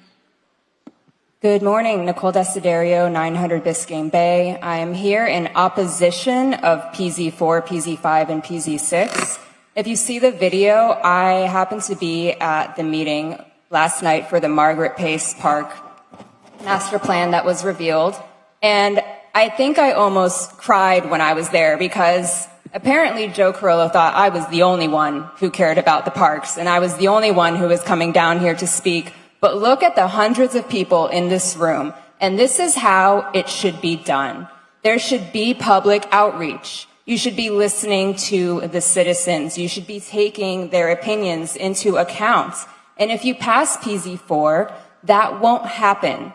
The reason why meetings like this are held is because people know they have to now go and obtain a warrant. And if you hold these meetings ahead of time and you get the citizens on your side, you won't have issues when you obtain your warrant. That warrant process is in place for a reason. So please do not pass PZ4.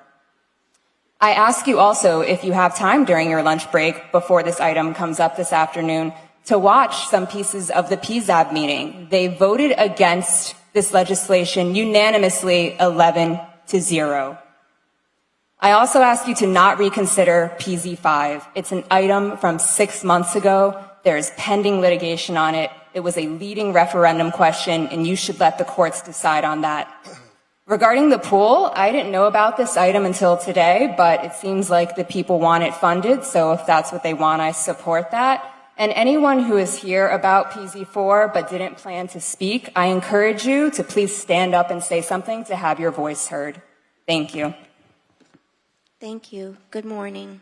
Good morning, members of the Commission. Fernando Mondi, I reside in the South Grove. I am echoing the consensus opinion of the rest of the residents who have come out this morning, speaking out in opposition against PZ4. It is unfortunate that many of us continue to have to come out here as this government, or at least some members of this government, continue to weaponize this city against its residents and its voters. We saw that with the pension issue recently, but all's well that ends well. And as long as you end up doing the right thing, we can continue to progress as a city. So I would ask Commissioner Reyes, Commissioner Pardo, Commissioner Gabella, and Commissioner King to please listen to the unanimous judgment of the PZAB board, which in unanimity said that this was something that they didn't want. And all of the residents have come. Not a single person has come out here to speak in favor of PZ4. There's another item on the agenda today that has to do with the police chiefs. In addition to the anxiety and the concern and the dysfunction that has defined this city recently, one thing that has worked, good news, has been the police chiefs. We've had 3 outstanding police chiefs in a row. Chief George Kalina, Chief Art Acevedo, and now Chief Manny Morales, who we have seen crime rates, murder rates at historic lows, clearance rates at 91%. We ask that you support also the police chiefs that are doing the best job in the history of the city in protecting us residents. I wish you all and your families a happy Thanksgiving, and I trust you, especially Commissioner Gabella, who you did yourself and all of us a good service last week, to do it again. Do the right thing for the residents, as I know you will and have. Thank you, Commissioners. Thank you. Thank you. Good My morning. condolences to you and MSNBC and the recent elections. Good morning. Good morning. My name is Shelby Barlow. I reside at 30 Southwest 1st Street. I'm here to speak against PZ4 and ask you to vote against it. I want to echo the sentiments that have already been shared here and also add that right now you are leaders at a time where faith in democracy and our institutions in America are at an all-time low. So I'd like to ask you to do the right thing and vote in the interests of the people that you represent. Thank you. Thank you. Good morning. Good morning. Laura Okamura, 50 Biscayne Boulevard in Miami. I am against PZ4. PZ4 takes away the rights of the citizens to have a say in how their community civic spaces will be developed. It would give sole control to 3 people on the City Commission to decide the fate of our parks without any checks and balances, including from PZAB. This is ill-advised, it's procedurally flawed, it's bad policy, and should be summarily rejected. Please be part of the solution and vote no on PZ4. Thank you. Thank you. Good morning. Hi, my name is Maria Gonzalez, and I live at 436 Northeast 77th Street Road in Miami, District 5, Commissioner King.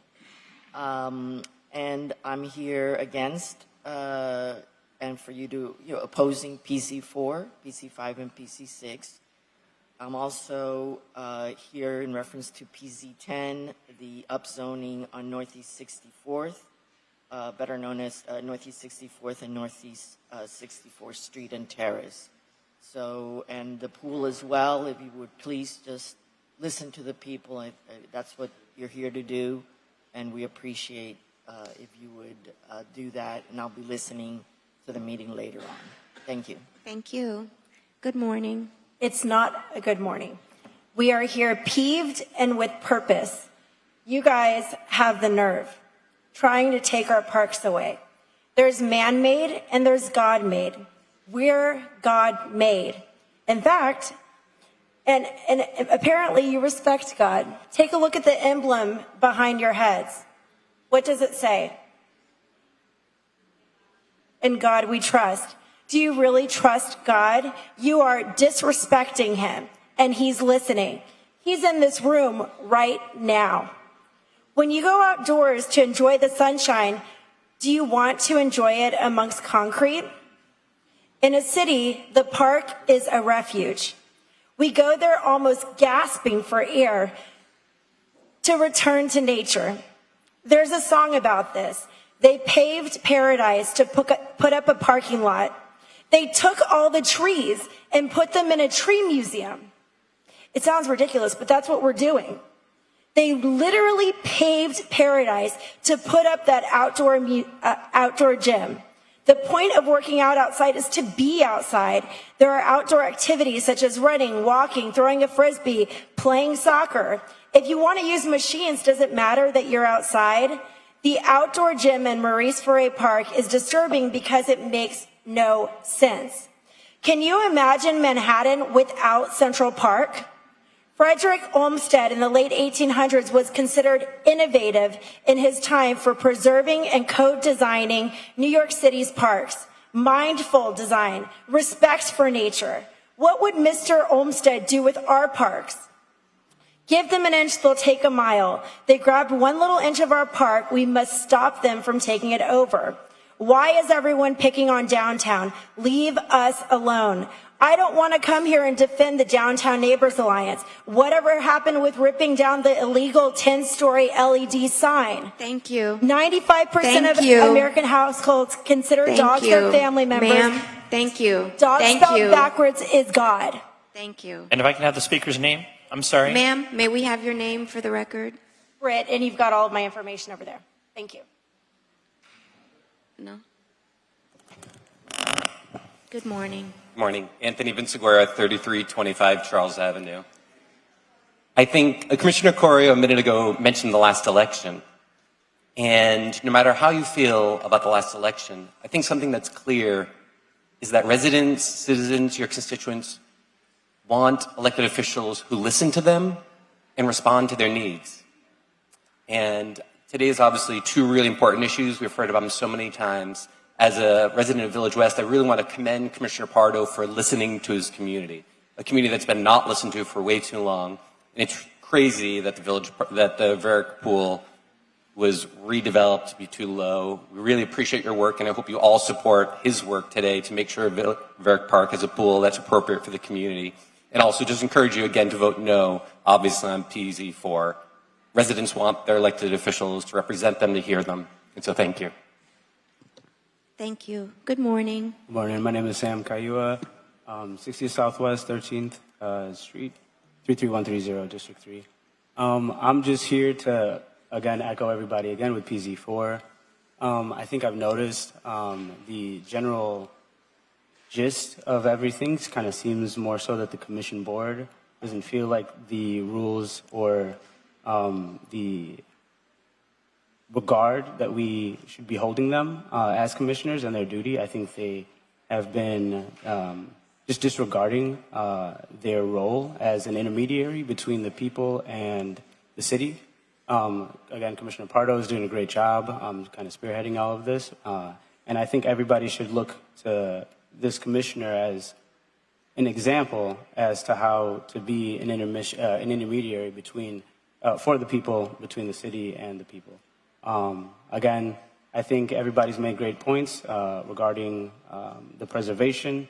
It's insane to me as a young person that a lot of these older people have had to come out and explain the history and the importance regarding these parks and regarding these places and what it means to the people.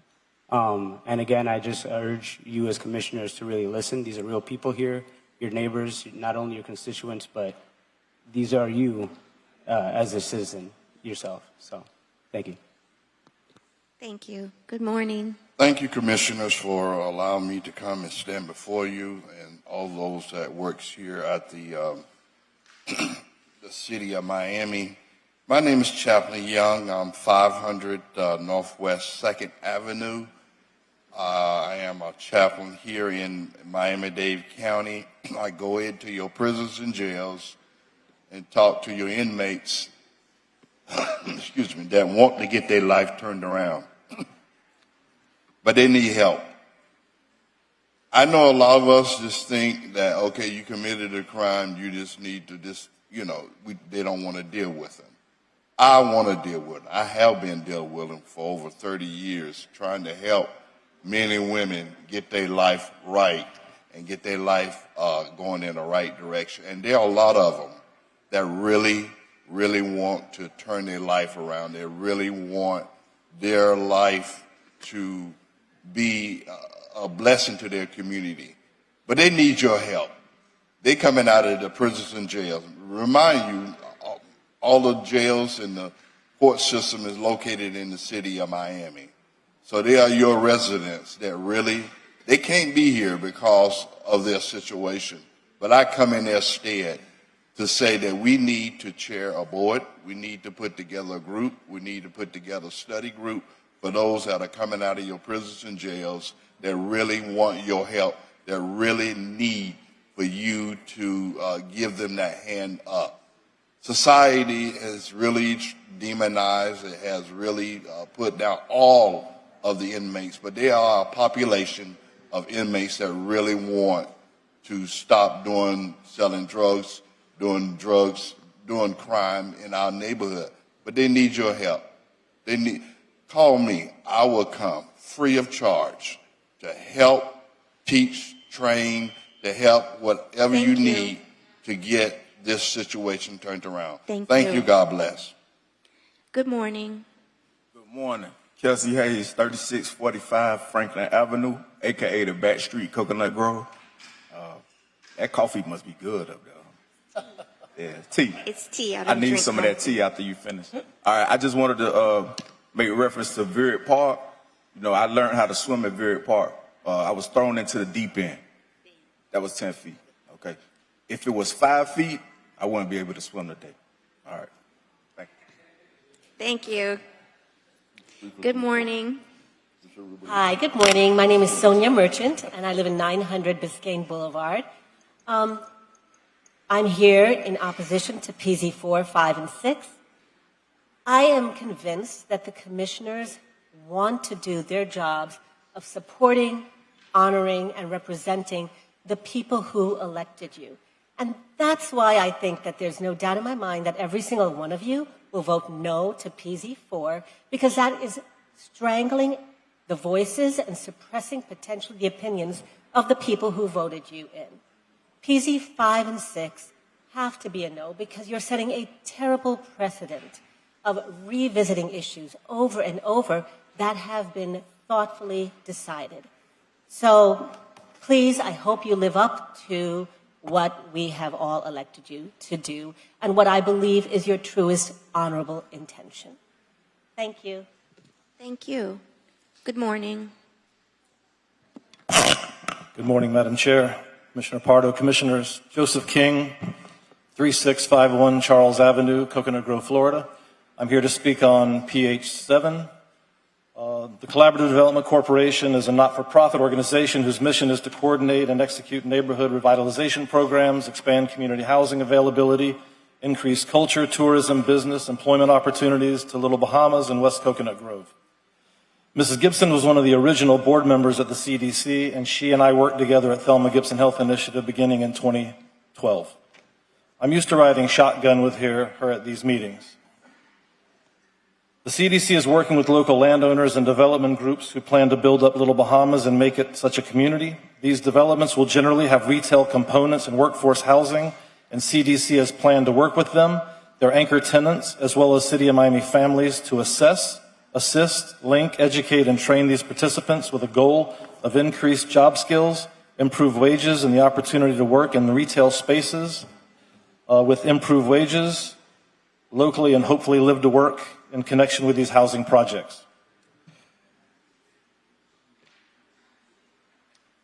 Congresswoman Frederica Wilson has committed funding, and these blocks of dollars start coming into Little Bahamas for culture, tourism, and ultimately honoring the legacy of Bahamian, African American, and all those who are among the first settlers of the City of Miami.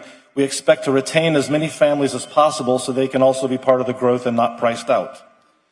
As Mrs. Gibson has moved off all boards with the exception of Thelma Gibson Health Initiative, I've partnered with Monty Traynor, and CDC, he now allows me to ride shotgun with him. A couple of you may have heard of Monty. Some of you may have dined at Monty's restaurant or even driven down Monty Traynor Way. Monty has moved his office from the Coconut Grove Art Festival, and he is now my office mate at 3644 Grand Avenue. He's made his commitment to help bring lasting, equitable change to the Little Bahamas community, bring attention and support and a spotlight on this project. Thank you. Good morning. Good morning, everyone. Thank you for being here today. My name is May. I'm at 9440 Fountain Blue Boulevard. I wanted to say that I'm against the item PZ4.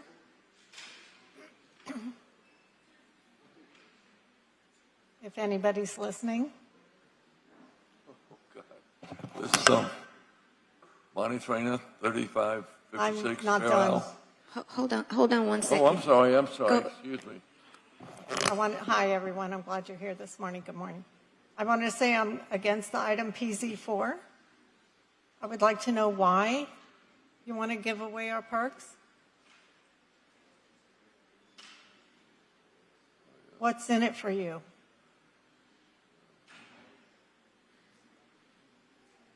Can you hear me?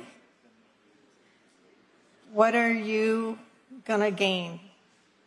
We're all going to become billionaires, just between us.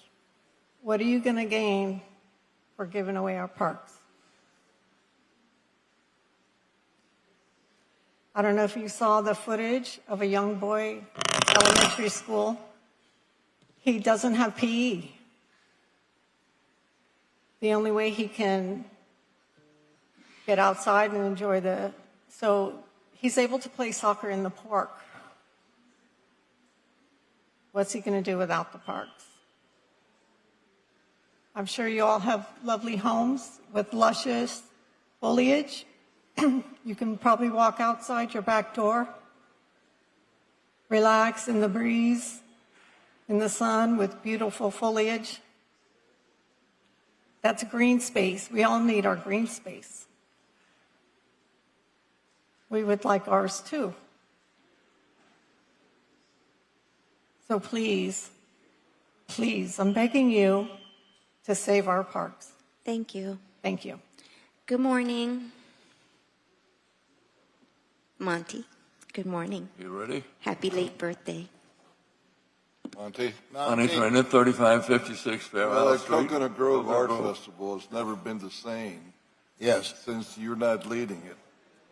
That's right. What happened, Monty? You should Listen, stay. I got news for you. You got a lot of patience to sit here all day long and listen. I mean, this is about the third or fourth time I've been here in the last 2 months, and I've never seen such a parade of people. And where do you find them all? I mean, everybody's got issues. But anyway, Christine, you made a promise. You weren't going to cut me off. I'm not going to cut you off. Anyway, I've made a commitment to West Grove, and I made this commitment years ago. Actually, it was in the 80s when I first made the commitment to do what I could in West Grove and do the hiring, training.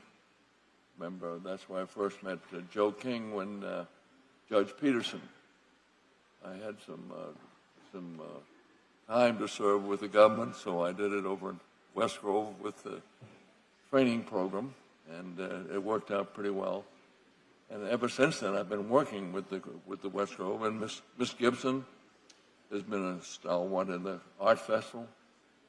I think she's with us about 30-some years in the art festival, and now Joe King's wife is on our board. She's just our past chairman of the board. So we've always had a connection between the art festival and the West Grove. But anyway, we had a meeting about 3 years ago, and Frederica came down from Washington and made a pledge to us and changed the name. It was what's up there? A clock. I thought something was going to happen. The clock. Anyway, she pledged to us about $11.2 million to be used in West Grove to form an entertainment district, a living district, and it should have happened. We should have had zoning coming in from the Gable side down Grand Avenue, that's how we should get into Coconut Grove, rather than going down 37th and 27th. And so I think this is an opportunity where we can, it's a very modest budget we're asking for the first year, for the $49,000 to get it started. And if you'll notice what's happening over there now with Peter Gardner and Grant Savage, the project that they just finished, it's fantastic. And I think that's more of the things to come in the West Grove. And if we, with the collaborative, if we can just push through with this at this particular juncture, I think you'll see some big changes in West Grove. And I know that, Miguel, it was nice to see you the other night at the Day League of Cities, to see the city of Miami participate there. That's nice. And you can carry some of our water over there. It's nice. It's nice to have our cities involved. And hopefully you'll see what we're seeing in the Grove, West Grove, with Frederica and Miss Gibson and Miss Barton and Joe King and all the effort that's going in over there now. A lot of money being spent, a lot of land being swapped around, but it's in a positive way, I think, at this particular juncture. Anyway, I want to thank you for yesterday. I had an opportunity to go down to the county, and they welcomed me, and I had a chance. I didn't get a chance to speak this long, but anyway, it was fun, and I was represented the city of Miami in some way, I think. And I always feel like I'm representing the city of Miami and Coconut Grove, and I certainly love our city commission and what our city manager and what we do for the city. And Manolo, we have a good gator up here, you know. Anyway, Joe, and we do looking forward to New Year's Eve. And Christine, you're a princess. Thank you very much. And I like our Pardo. We get over here, we get our District 2, and now Miguel used to hang out at Monty, so that's nice. Anyway, thank you very much for putting up with me, and hopefully I'll be out of this contraption here before long. I just got some passage to do some work on my back that'll help this along the way. But anyway, thank you for everything. It's always great to be here. And it's great to see how much patience you have, and I'm glad you don't have the clock today. Thank you very much. Thank you. Always a pleasure seeing you. Madam Chair, Monty, you'll have fun Friday with downtown Miami? Hopefully I'll be down there. I'm looking forward to it. Anytime. Do you enjoy the music? My horizon. But thanks for everyone. All the best Thank to you. you, Monty. Good morning. Ma'am, good morning. Good morning. Rose Pujol, 2455 South Bayshore Drive. I had to come because we know you. We know each and every one of you. We are so proud. I am so proud of what you have done for the city of Miami. I don't think there's been a more exciting time to live in the city of Miami than now. And yet at the same time, I was a bit confused when I saw on PZ4 that Planning and Zoning had advocated against it, and yet it still went through unanimously. I think it was on the 15th of October on the first reading. I urge you to seriously consider the impact that you're going to have in the city of Miami. We are such an example to other cities that are in the same growth mode. To not include the voices of those you represent, as you are doing right now, is just unconscionable. You were elected. We believe in you. We know you're doing a terrific job. And I urge you to reconsider that and take into account those you serve who actually, in all sincerity, believe in what you're doing. Thank you very much. Thank you. Good morning. Ernesto Cuesta, 1550 Brickell Avenue. Sir, can you get a little closer to the mic? We can't hear you. Ernesto Cuesta, 550 Brickell Avenue, PHA 509. Good morning, Chairwoman and Commissioners. The reason that I'm here is because two days ago, I was invited to participate in a press conference to take place in downtown Miami to talk about two issues that my community that I represent, Brickell area, are concerned as a Miamian, because actually I do represent my association basically in a catchment area that we represent. Downtown is not my neighborhood, Brickell is not downtown, and downtown is not Brickell. All of you know of Brickell Homeowners Association. I was invited there. I didn't know who was attending that press conference. I didn't have to. I'm a free person. And I spoke about two issues. Number one, about the building that is misrepresenting the city of Miami, full of insecure, full of graffiti, as you are aware, Commissioner Reyes. And the second issue was about the fact that was a referendum approved by this commission. It was placed on the ballot.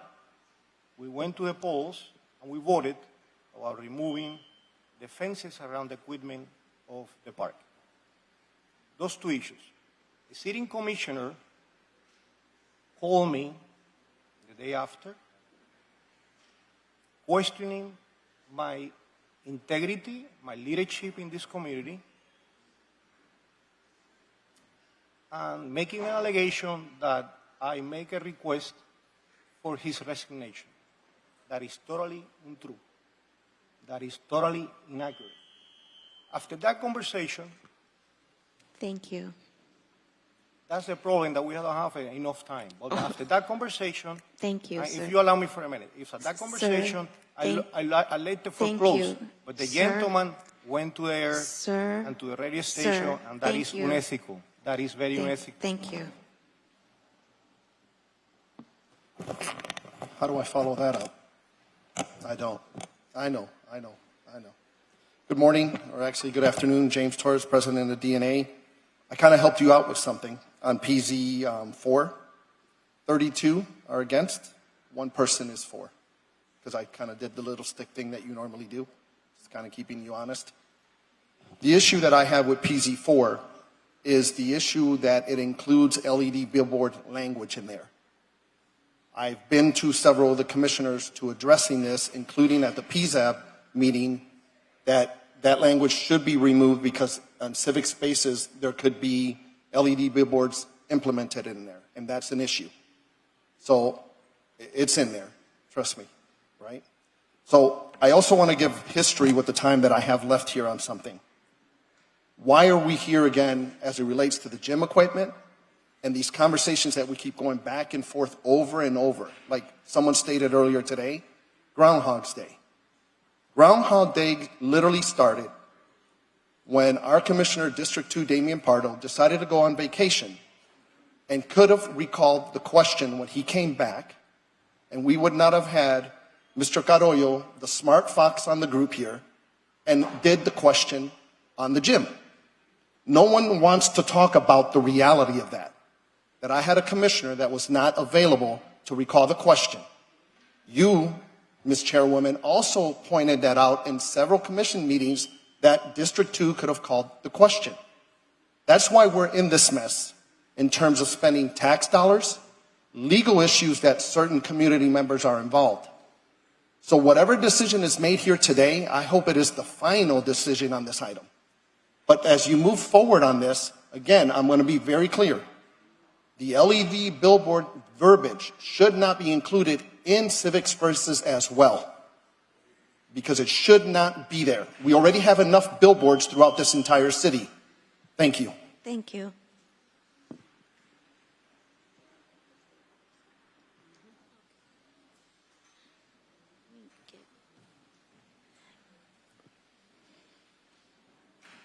Good morning, Chair, Commissioners.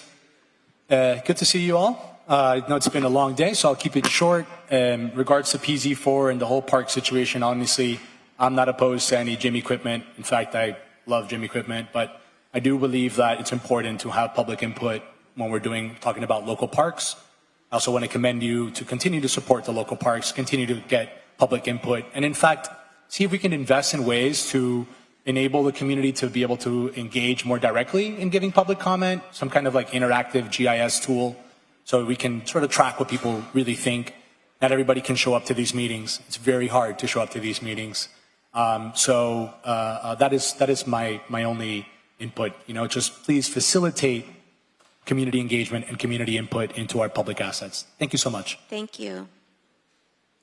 Seeing no one else for public comment, the public comment period is now closed. If I may, I would like to ask my colleagues if we can take a couple of items out of turn. I have RE 19, which requires a 4/5 vote. It is a street code designation for Hall of Famer Nat Moore. Motion. His family is here. I'd like to recognize them. Thank you for coming. So if I could have a motion and a second. Madam Chair, I'm co-sponsoring that. And Commissioner Reyes is co-sponsoring. My fellow Gator. If you could put me as a co-sponsor too, Mr. Clerk. All of us. Me too. Yeah, I just want to say one thing. I was a kid when Nat Moore was in the perfect season with Larry Zonka and all those other guys in the Dolphin Stadium. So I wasn't a kid. I was in the Orange Bowl watching it. Well, the best stadium that we ever had in Miami, the Orange Bowl. I had the privilege of going to school with Nat Moore when he was at UF, University of Florida. And every time I see him and I talk to him, I'm reminded of a chant that we used to, every time that we went to a game at home, the whole stadium was chanting, 1, 2, 3, 4, give the ball to Nat Moore. And it was all the years that he played in Florida. I mean, he was such a great individual, very humble, and a magnificent athlete. He's a great human being, let me tell you. Both of the last Super Bowls that the Dolphins went to, I was in the plane. So I got to know a lot of them, Nat, Zonka, many of the others that were there, certainly Coach Chula, and Joe Robbie. That was a great man. He didn't need government to build a stadium for him. He went and did it himself. So those were great years. We had the undefeated season. Probably will never see anything like that ever again. So I'm very proud that we're going to be doing this for Nat today. Madam Chair, well deserved. If I may ask, once we do this, I'd like to, if we can, just touch upon briefly on some of the things that were said. Sure. As you know, I've been very patient, like you have. Yes. So I have a motion and a second. All in favor? Aye. Motion carries unanimously. Thank you. Go Gators. Is anyone here for RE 18? Any family members here for RE 18? Okay, well, let's take this up anyway. RE 18. May I have a motion? Move. Second. I have a motion and a second. All in favor? Aye. Motion carries unanimously. Thank you. Now, let's go back to the top of our agenda. What time is it? It's 12, so. It's 12. We have 2 CRA meetings. So would we like to break and take the CRA meetings and then the rest of the agenda? Yes. Okay, so at this time, the City of Miami Commission meeting will be in recess. We will have our Southeast Overtown Park West CRA Commission meeting, and then we will go into the Omni CRA meeting. And after those meetings, we will recess for lunch, and our lunch will be 2 hours from the last meeting. City of Miami Commission meeting for November 21, 2024 is now in recess. Thank you, everyone. Thank you for your advocacy. I said 2 hours after that. Madam Chair, when we come back,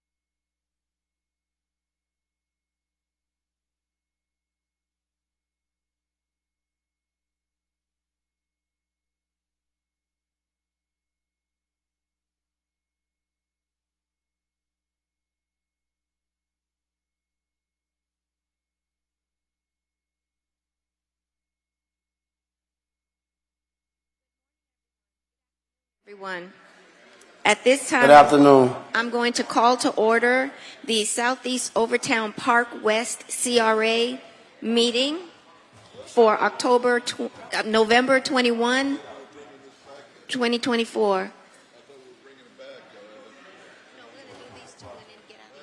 We're going to do these two and get out.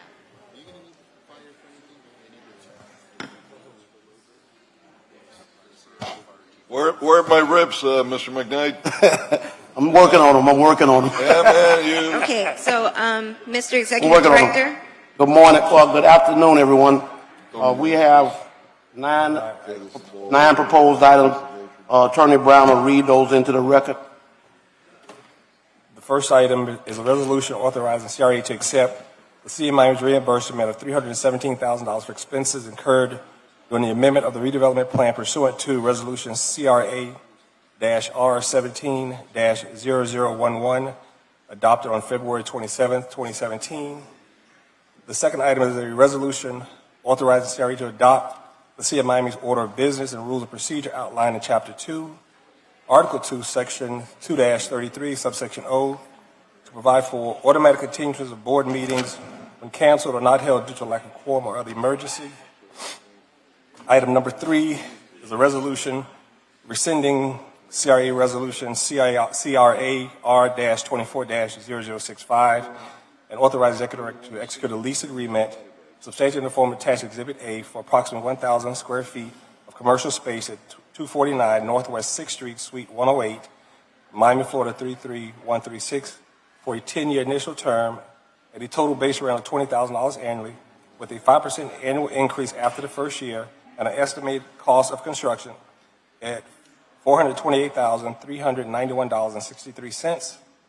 Item number 4 is a 4/5 item, a resolution rescinding CRA-R-23-0021, and by a 4/5 vote ratifying, approving, confirming the Executive Director's recommendation and finding, Exhibit A, that competitive negotiation methods and procedures are not practical or advantageous, waiving the requirements for competitive sealed bidding, and further approving a grant request in the amount of $5 million, not to exceed $5 million, to support the development of Mama Hattie's house and associated soft costs in the amount not to exceed $500,000 of the grant.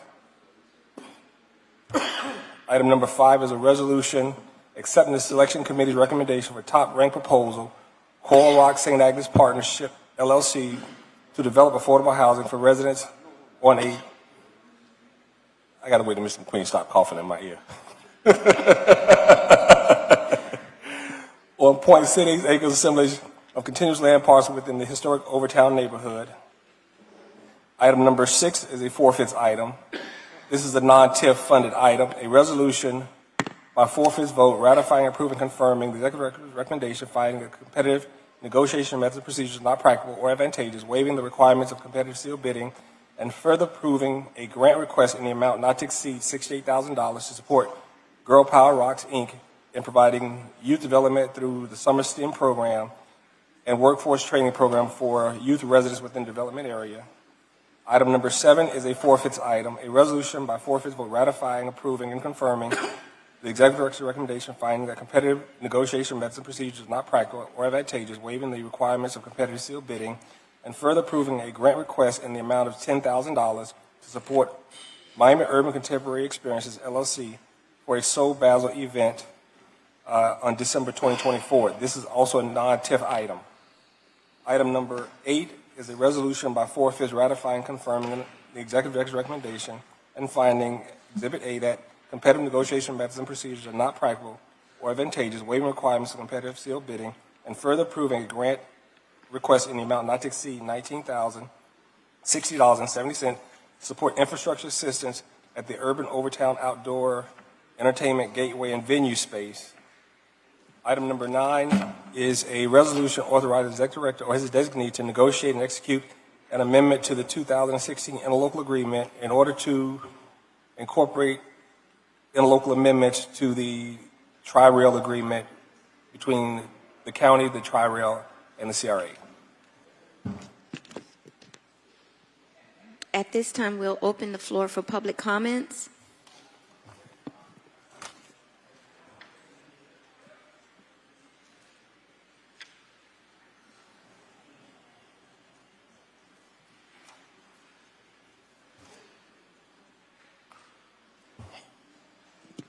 Good afternoon. Good afternoon. Good afternoon. I am Brian Halstead. I'm owner at Town Park Plaza North. I'm here to talk about the ongoing construction at Town Park and the problems that we are facing over there. Sir, I'm sorry. Yes. Town Park is not on the agenda. This is for you to speak on the items that are before us. Okay. The CRA is in charge of the construction. I understand. Can I speak on that? That's not on our agenda today. Yes. You can make a meeting with the executive director or the deputy director to address your concerns, but that is not before us today.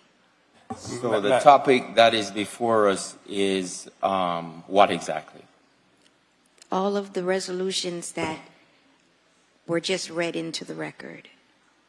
Okay, and I'm gonna ask staff to meet with you so they can explain that, and then we can address your but can I concerns. have my moment on the floor to speak? Sir, I mean, I'm already. sir, and I am not trying to not give you your moment to speak, but it's not on this agenda. What you are speaking about is not on this agenda. There's no action we can take for what you want to speak about. Yes. I want to hear your concerns. The executive director can address you. Mr. McQueen? Excuse me for a minute, sir. If you will give me a minute, once the meeting is done, I'll sit and talk with you. Okay? Well, I feel that I'm already here. Can I just say what I want to say about, what's happening at Town Park and the fact that we have been like Go ahead, more sir. than 6 years. Sir, I'm Yeah. going to allow you to, although Yeah. I have said to you multiple times that issue is not before us. It's not fair to the Okay, staff thank you. to have you come. Thank you. Let me but- just go ahead. Thank you so much. Madam Chair, for the record, I'd like the board to know that there's a pending lawsuit surrounding this matter, and I would further act that we move cautiously because there is a pending lawsuit that I see. is filed. Okay.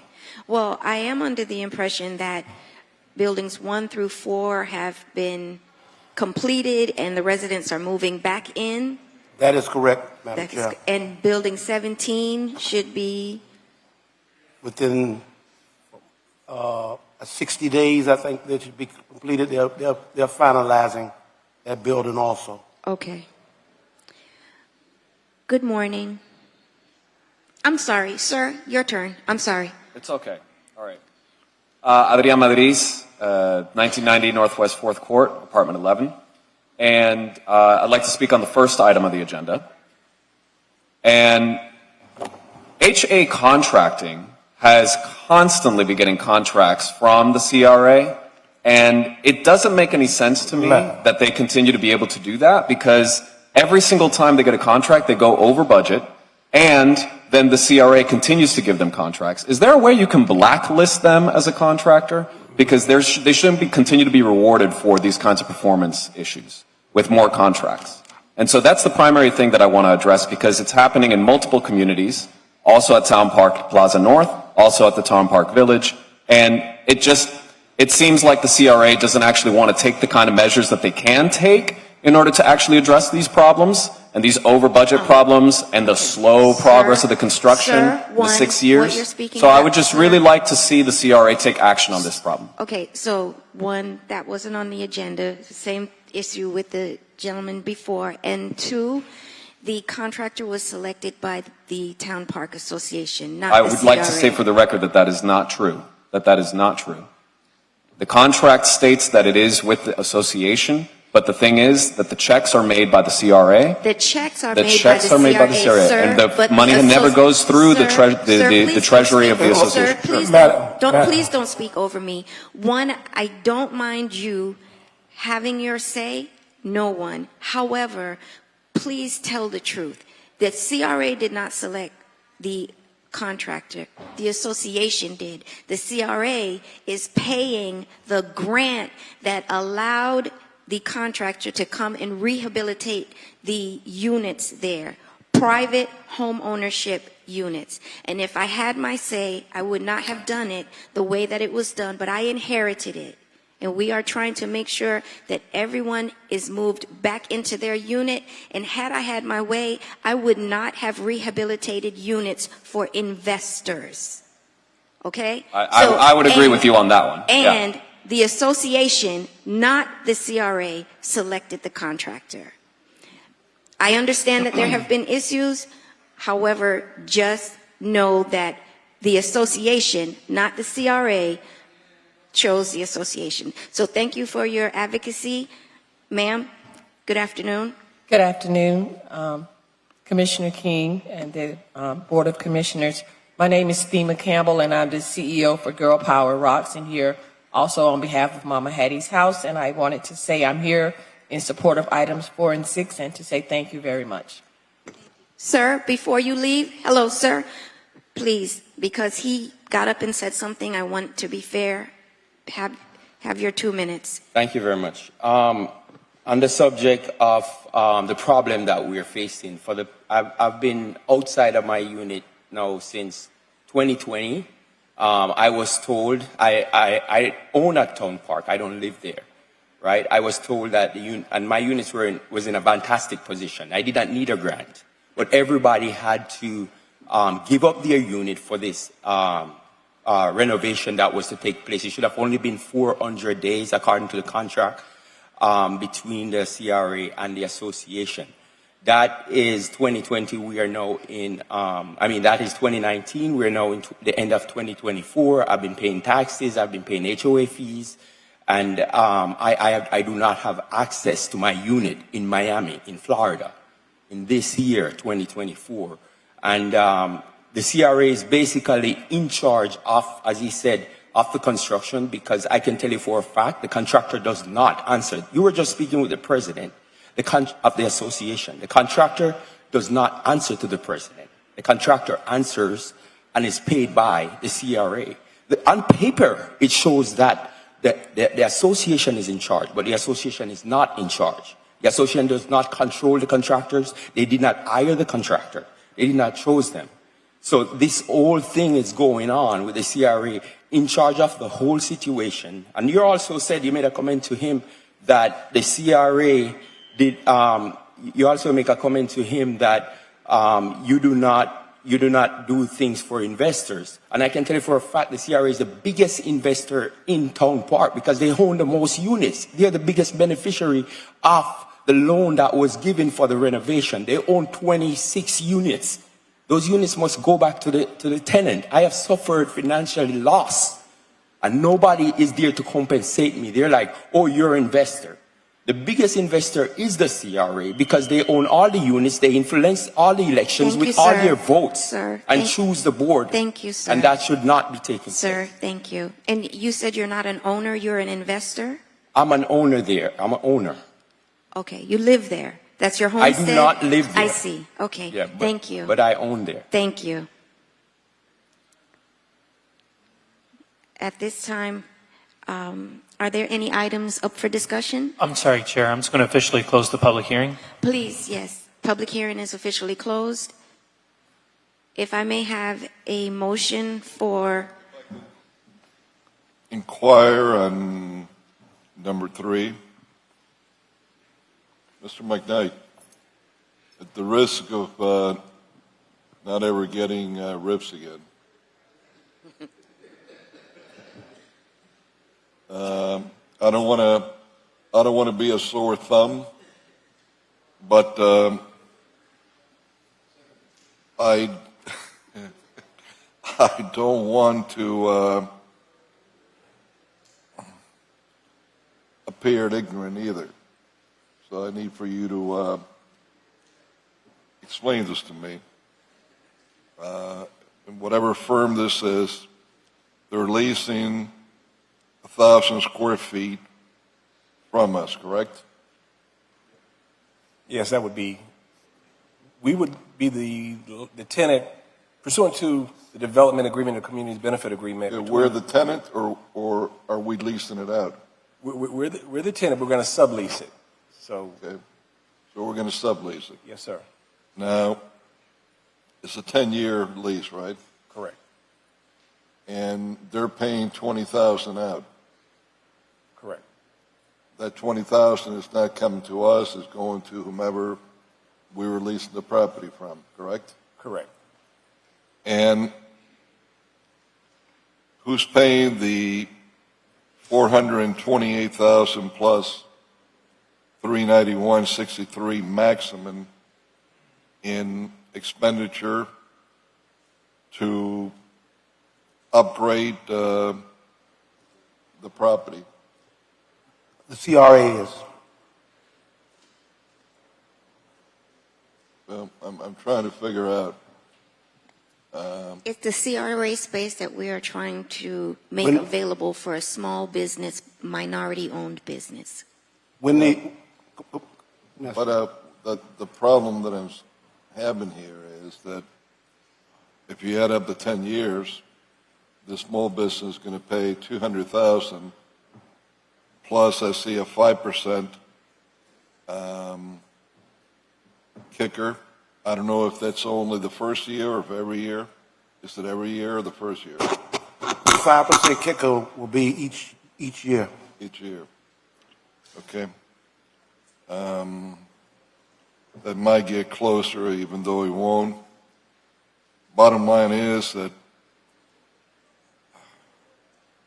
we're doing this because we want to get out of that property, correct? No, well, the original contract between the CRA and the developers of Block 55 calls for some spaces to be set aside for small minority businesses. Right. But those businesses also have to be supported in building out the spaces, because they couldn't afford to build out the spaces in those properties. And so this is our attempt to support a small business, a young man who's has continued to we're trying to support businesses that normally would not be able to be in spaces such as. Well, how much are they putting into this? Or are we financing everything for them?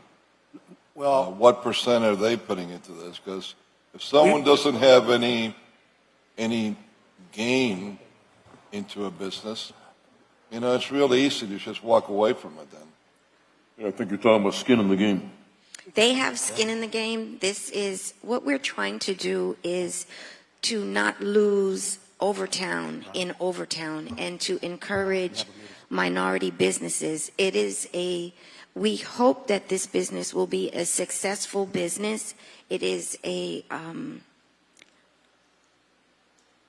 it's a rapidly growing industry, and I believe that at some point in the future, this business, it is my prayer that they will be able to pay market rate rents. We hope that they all will, and particularly if we put in so much money down payment for a business. But my question is, how much are they investing in this? Well, first of all, Commissioner, it's important to understand that the actual tenant has not been selected. We're putting this money aside because our estimates are that this is how much it would cost to build out that space based on our conversations with the developers of Block 55. It's a huge amount. I mean, I know that everything has gone up in price, but it's only 1,000 square feet. And also it's important to understand that that's up to that amount. You're correct, and I was going to say that. It's up to that amount. But it's such a raw space. There's no infrastructure in that space. No bathroom, no nothing. It's just that, a square. Even with the AC ducts, I believe, it's nothing. It's a gray box. It's just a box. Absolute gray box. Commissioner Reyes. Okay, I agree with you, Madam Chair, and that has been one of my main concerns, that we won't lose Overtown in Overtown. And I have been an advocate, not from out now, years back, business creation and business retention in the Southeast Overtown area, that residents of Overtown, they will have the opportunity to set the business in those areas where they are going to prosper, and the business is going to be owned by Overtown residents or by somebody that look like an Overtown resident. That is have been my discussion all the time, and Mr. McQueen, you know that I had been all the time asking for that, business creation and business retention. Now, you said, to the question of Commissioner Carollo, that how much has the business owner or the potential business owner, how much have they invested? What is their part of the deal? Well, until we make the selection of the actual owner, we can't You don't determine. have anybody. Huh? Yeah, you don't have anybody yet, so. No, that means, but I want to clarify that your your selection of the owner is going to require some contribution, yes. and that will have to come to us and see if we agree with it or not. That is correct. Okay, sir. So I'm voting in favor. The point that I want to be clear on, we shouldn't be financing anybody 100% to go into business. I agree, Commissioner, I agree with you wholeheartedly on that. We think that any business that comes over town, particularly even the small or large businesses, we should not be supporting 100%. Everybody has to put something in, bring something to the table in order to occupy spaces that we control. All right. So again, if there's no further discussion, may I have a motion for our... Madam Chair, items 1, 2, and 9 need to be modified to include the cover memo. Okay. That's it. So, Can I just, yes, go ahead. so I just wanted to make one observation. I agree that you got to have some skin in the game, you know, that's my thing. But I also understand the problem that you have in Overtown. There's not a lot of people with the means to start a business. But my last question, I'm going to vote for this. But my last question is, how do you know what the build-out is if you don't know what the business is going Well, to be? like we just said... I'm just curious. No. The build-out really is about having a space that can be open to the... There's no bathroom. There's no air conditioning. So it's like flooring? That's dirt. There is a floor and there's a ceiling, and that's basically what they are turning over to us. And this is just an estimate of what it will cost to build out, and that's why it's important that you realize that we're saying it's up to this amount. We won't spend any more than that. It could be less. It could be less, and remember also, as Commissioner Carollo referred, they have to put something in there. Okay, thank you. So they have to have a capital contribution of their own, whoever is selected. So, may I have a motion? Chair, my apologies. So the 1 through 9 has already been moved by Commissioner Reyes, second by Commissioner Correo. And 1, 2, and 9, only the backup documents need to be substituted. There's no substantive amendment. Okay. Correct. My endorsement of Commissioner Carollo was about the RIPS. I was talking about the RIPS. I seconded that. I think that we should pass a resolution that we will kick Mr. McQueen from the city hall unless he comes in with RIPS. If I remember, part of the deal when he got hired was that he also would be the part-time barbecue chef. I will address your concerns in the immediate. So I have a motion and a second. All in favor? Aye. Motion carries unanimously. Thank you, everyone. Thank you for attending the Southeast Overtown Park West CRA meeting. And now we will jump into the Omni. Come back and do the Omni after lunch. Yeah, after lunch. 12. It's past 12:30. It's going to be short, hopefully. I don't know. And it only Well, that's what I requires mean. 3 commissioners. You never know. There's no forfeits for the Omni. It's just a simple majority. So it's a simple. It's whatever you guys want. I'd rather we do it right now, real fast. Yeah, let's get it over with. And then we will deal with the. Okay. Chair, we're ready. Let's go. All right. So. Yep. Commissioner. Good afternoon, everyone. I'm calling to order the November 21st, 2024 Omni CRA meeting. Is there a motion to approve the minutes from September 7th, 2024 Omni CRA meeting? Second. All those in favor? Aye. Aye. Madam Executive Director, please briefly read the agenda item, resolution number 1, into the record. Good morning, Commissioners. Item number 1 is termination of a lease agreement and a release of all claims in a form acceptable to the General Counsel between the Omni CRA and 1401 Group, LLC. And this is the Firehouse restaurant that is on the ground floor of our office building. Thank you. The public comment period is now open for resolution number 1. I got a little, and I'm going to be careful how I maneuver. Okay, but I just... Should I check? Let me. Oh, I'm sorry. No worries. Public comment period is still open. Is there anyone wishing to comment? Seeing no further public comment on resolution number 1, the public comment period is now closed. Discussion, Commissioner Gaba. Okay, continuing. So, yeah. So it just bothers me, like you guys know, the history that's been going on with this. It bothers me because I'm not going to mention the gentleman's name, but it's come to my attention that there's a gentleman, somebody in question here, when they made this deal, that this gentleman had a problem in Mexico, okay? And then had another problem in Spain. And then comes over here and this happens. And that bothers me, and I'm for to get this done, like I expressed to you guys when you came to me, and I'm in agreement to get this done and over with, but it bothers me that stuff like this goes on, okay, where we don't vet people and we do this kind of situation. We get into this kind of situation where we're, and I heard what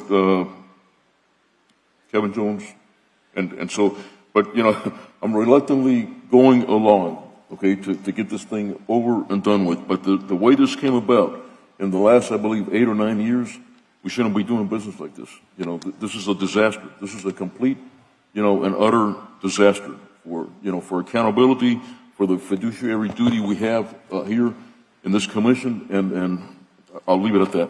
Thank you. Commissioner Reyes? Yes, I totally agree with. We really know how to pick them. Not only this case. See what happened in Watson Island. And we have been picking people that we have not vetted. And it's the same thing when we hire some people that come from other places. We don't vet them. We must vet every investor that comes to the city of Miami. And we would really need to do a thorough investigation of their finances, their ability of capability of doing the business, of paying for what they promise they're going to be paid, and if they have previous lawsuit for not complying or not being able to do what they were going to do. I totally agree.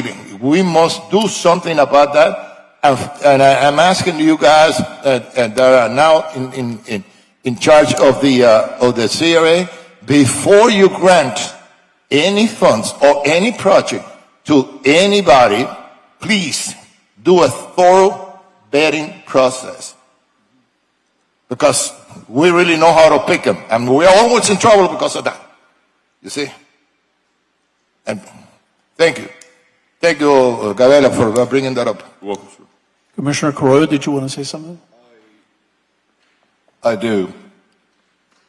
I know that this is something that was inherited from the past. I was brief. I have no alternative but to believe what I was told when I was briefed. I have no other basis to go on, and that's the reason that I'm going to be voting on this from what I've been told, but this is a rotten deal. Now, having said that, and I'm glad and I appreciate that you gave me a personal rundown on this, because if it would would have been sprung on me here, I would have had to have voted no. I didn't know anything about it then. Yesterday, or should I say, yesterday, at 3:35 p.m., I got an email from the Omni CRA. At 3:35 p.m., an email from the Albanian CRA, subject, today, Margaret Pace Park Master Plan Updates meeting at 6 p.m. Now, most people like us have their days planned. There's no way that in 2.5 hours time, less than 2.5 hours time, we're going to be able to adjust our previous commitments to Russia somewhere. I would hope that in the future, as vice chairman of the Omni CRA, the people that work there will inform me on a timely basis. Yes, Commissioner, we will. Last but not least, I'm a little confused why the Omni CRA is sending this out. Are we looking to spend money there in the whatever master plan comes into the future or not? For the Margaret Pace Park, Yes. based on discussions that I've had with the City of Miami Parks Department, not at this current moment. In the past, the CRA has contributed to the park before. Okay. So why was the Omni CRA then involved in this community workshop on Pace Park if we're not putting any monies into it? So I'm just curious. Okay. So the Miami Women's Club was a CRA project. It was a joint project between the CRA and the Miami Women's Club, and we are authorized to have 6 community meetings at the Women's Club. Anything having to do with planning and community meetings within the boundaries of the CRA are things that the CRA can support. And if we wanted to see if we could get more feedback from the community about what they would like to see, not just at the park, but also other areas. And it was a perfect opportunity for us to have an information session and gather information from the residents to see what they would like to see. So we did a survey of the people that came into the room. We asked questions and we interacted. So it was an opportunity for us to get information as well. And the Women's Club, the address that you so stated, it's not in Overtown, correct? No, it's not in Overtown, but it is within the boundaries of the Omni CRA. Of course, it's right by the water. By the water. Yes, I know very well where it's at. Now, how many blocks is Margaret Pace Park approximately from the beginning of Maurice Ferré Park? I am not entirely sure. That would be a question for the City of Miami Parks Department, but I'm not entirely sure. It's not too far, though. Exactly. Both within the Omni CRA. They're both within the Omni CRA, but I just wanted to see if you will recollect the Parks Director. Do you know how many blocks Margaret Pace Park is from the beginning of Ferré Park? No, sir. I can get you that information. I know it's in between, the 395 project. It starts. And it's just a few blocks. Certainly no more than 5 blocks, if that. If you got a better count than I do, Commissioner Pardo, please, by all means, speak up. Do we have a motion for resolution number 1? Well, I'll make a motion for it. Absolutely. Is there a second? I said I would. Second. But the point that I'm making is that this master plan that's being discussed there in Margaret Pace Park, this is truly a community park, a neighborhood park.